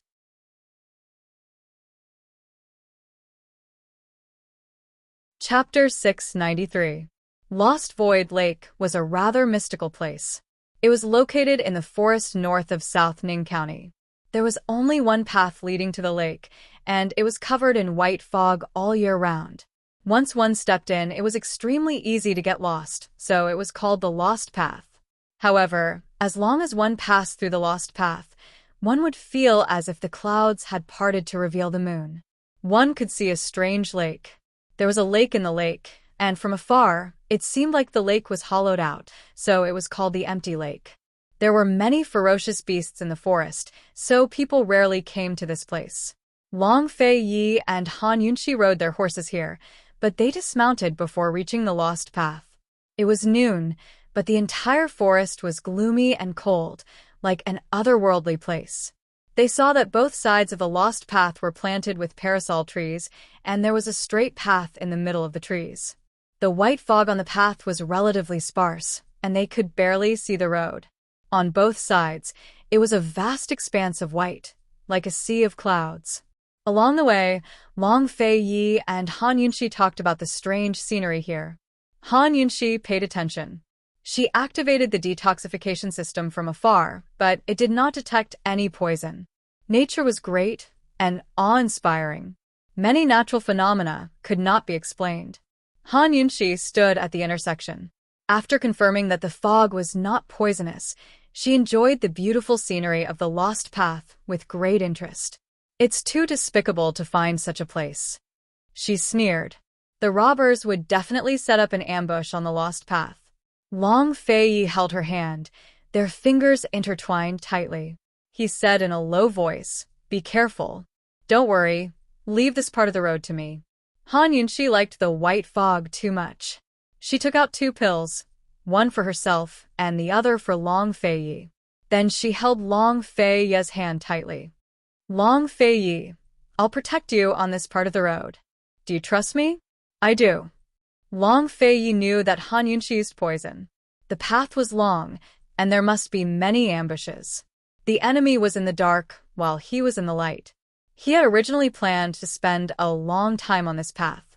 Now that Han Yunxi had made her move, he could rest assured.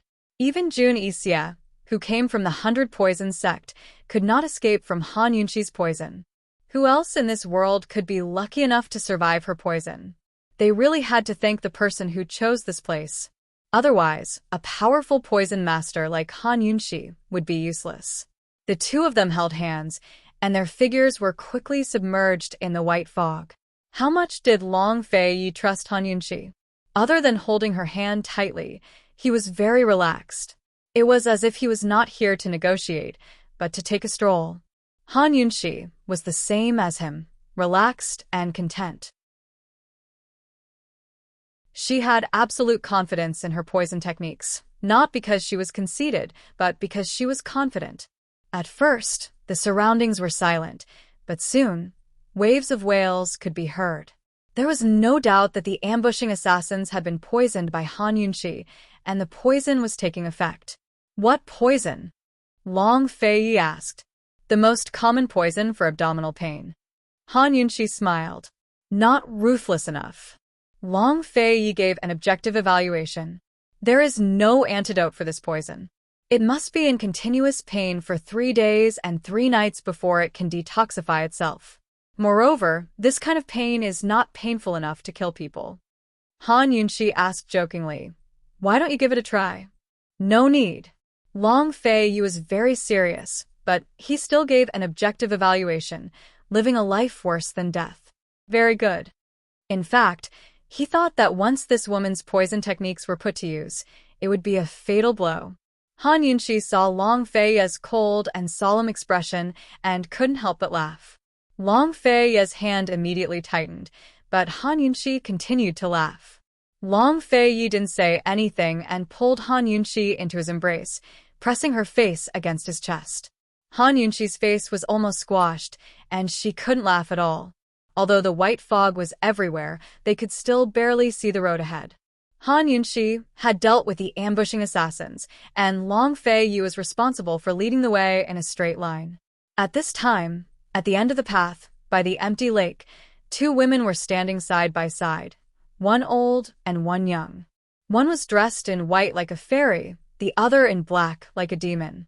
They were both looking at the path with serious expressions. "Why is there no news at all?"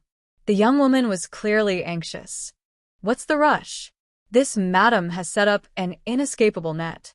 Even if the old Kenzo came, he might not be able to walk out." The old woman in black said coldly, "You've made it clear. Only kill Han Yunxi. Don't hurt the Qin Emperor." The young woman said again, "Don't worry." The old woman in black was a little impatient. The young woman was still worried and added, "I'll say the ugly words first. If your people hurt the Qin Emperor, you won't get a single penny." The old woman ignored her and she continued, "Also, if you can't kill Han Yunxi, you won't get a single penny. Let's make a deal." The old woman snorted disdainfully. Just as she was about to speak, a female assassin in black suddenly rolled out of the white fog. She rolled a few times before stopping and falling at the old woman's feet. She clutched her stomach, her face covered in cold sweat. She had risked her life to escape here and deliver the news. At this time, she didn't even have the strength to lie down, let alone stand. "Madam, we've all been poisoned." "What?" The young woman was shocked. The old woman was also in disbelief. "All poisoned? How is that possible?" The newcomer was Long Fei Yu, one of the top experts in Cloud Realm Continent's martial arts world. Han Yunxi's poison skills couldn't be underestimated either, so the old woman naturally wouldn't be her love rival. She had hidden a total of 30 assassins in the maze, and all of them were elites. How could they be wiped out before the battle even started? What kind of situation was this? Even if Han Yunxi had poisoned them, wouldn't she have had to wait until the assassin group showed up before she had the chance? Where did she get the ability to cripple the entire assassin group in such a short period of time? Sisters, they're still in the forest. Their stomachs feel like they're being cut by knives and they can't move, the assassin reported truthfully. Could it be that Han Yunxi poisoned the fog? The old woman muttered to herself. She thought that if this woman wasn't eliminated, she would definitely cause endless trouble in the future. Her poison skills were almost on par with Bai Yanqing's. "That damned slut," the young woman raged. "Madam Lingyu, what do you think we should do?" That's right. This old woman in black was none other than the city lord of the City of Daughters and Bai Yanqing's subordinate, Madame Lingyu. She could be considered someone who had seen much of the world, so she remained calm. "What's the rush? The reason the maze is called a maze isn't as simple as the white fog obscuring the vision." "You mean?" The young woman didn't understand. Madame Lingyu was the one who chose the location of the Lost Void Lake. The maze is protected by the art of divination. Even if there's no ambush, it won't be easy for them to walk out. Madame Lingyu sneered. They should be walking into the array by now. One had to know that the reason she was loyal to Bai Yanqing was because she had been trapped in the maze for 10 whole days. She had bitterly endured the cold and hunger, and when her life had been hanging by a thread, Bai Yanqing had saved her. She owed Bai Yanqing her life, and after learning that Bai Yanqing was the sect master of the 100 Poison sect, she had been loyal to him wholeheartedly ever since. Bai Yanqing had helped her a lot when she became the city lord of the City of Daughters. Bai Yanqing didn't know anything about divination, but he had his own tricks to get out of the maze. After that incident, Madame Lun Yu hired a specialized Taoist priest to break the array of the maze and took over the Lost Void Lake. Therefore, she could easily set up an assassin group in the maze. Divination, the young woman murmured. She was finally relieved. Don't worry. Let them have some fun first. It won't be too late for me to make a move later. Madame Lun Yu was already so old, but she was even more frivolous than the younger generation. All right. When the time comes, you'll personally kill Han Yunxi. Then, bring the Duke of Qin to me. The young woman sneered. At this moment, Han Yunxi had already sensed that something was wrong. She pulled Long Feiyi back and stopped. Long Feiyi, wait.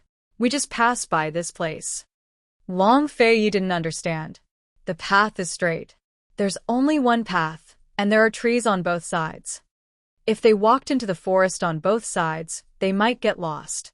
However, he had been very clear-headed the entire time, so he didn't get lost. There's definitely something wrong with this place. Han Yunxi whispered. Just now, about 20 steps to our right, there was a poisoned person. Her poison level was 3, and there were 2 poisoned people beside her. Their poison levels were 4 and 5 respectively. On our left, about 15 steps away, there were 2 poison people. One of them had poison levels of 6, and the other had poison levels of 8. Once the poison level reaches 3, they won't have the strength to move anymore. With Han Yunxi's explanation, Long Feiyi understood. Han Yunxi had used the position of the objects as a reference to determine their location. In that case, they had indeed returned to the place they had just passed. The Qimen Duanjia formation. Long Feiyi muttered to himself. There really is such a thing. Han Yunxi actually had her suspicions, but she didn't dare to believe it. She didn't know this thing. What should she do now?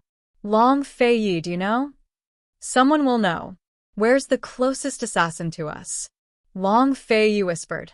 Han Yunxi immediately knew what he wanted to do. Since the assassins could hide in the maze, they must know the knack of this place. Soon, Han Yunxi used the detoxification system to determine the position of the closest assassin to them. They followed the direction indicated by the detoxification system, but who knew that after walking about 10 steps, the detoxification system notified them that the assassin had moved. Han Yunxi stopped abruptly. He's gone. Impossible. That assassin's poison level is 8. He doesn't even have the strength to crawl. It's not that he moved. We're going in the wrong direction. In the Qimen Duanjia formation, the position is constantly changing. Because the position was constantly changing, they couldn't see it, so they were always going in the wrong direction. Han Yunxi pondered over this principle and muttered, So, as long as we can determine the position, we can get out. The positions of all the objects here change as we move. How can we be sure? Long Feiyi's eyes flashed with worry. He pondered over how to deal with it. Before coming here, he had learned about this place, but he didn't know that there was an array hidden in the maze. Since there was an array hidden, it meant that this place was under someone's control. Seeing the dignified look in Long Feiyi's eyes, Han Yunxi gently stroked his brows. Don't think about it. I said that I'll protect you on this journey. Just follow me without worry. You have a way. Long Feiyi was very surprised. Han Yunxi had given him too many surprises, but based on her performance just now, she didn't understand the Qimen Duanjia formation. This woman, what method did she have? You're tuning in to the Dreamy Chapters YouTube channel. We're so grateful for your support, and don't forget to subscribe to join us on this incredible journey through captivating stories. Your generosity through donations truly makes a world of difference, as it's the primary source of revenue that allows me to expand and enhance this channel for you. Thank you from the bottom of my heart for being a part of this adventure.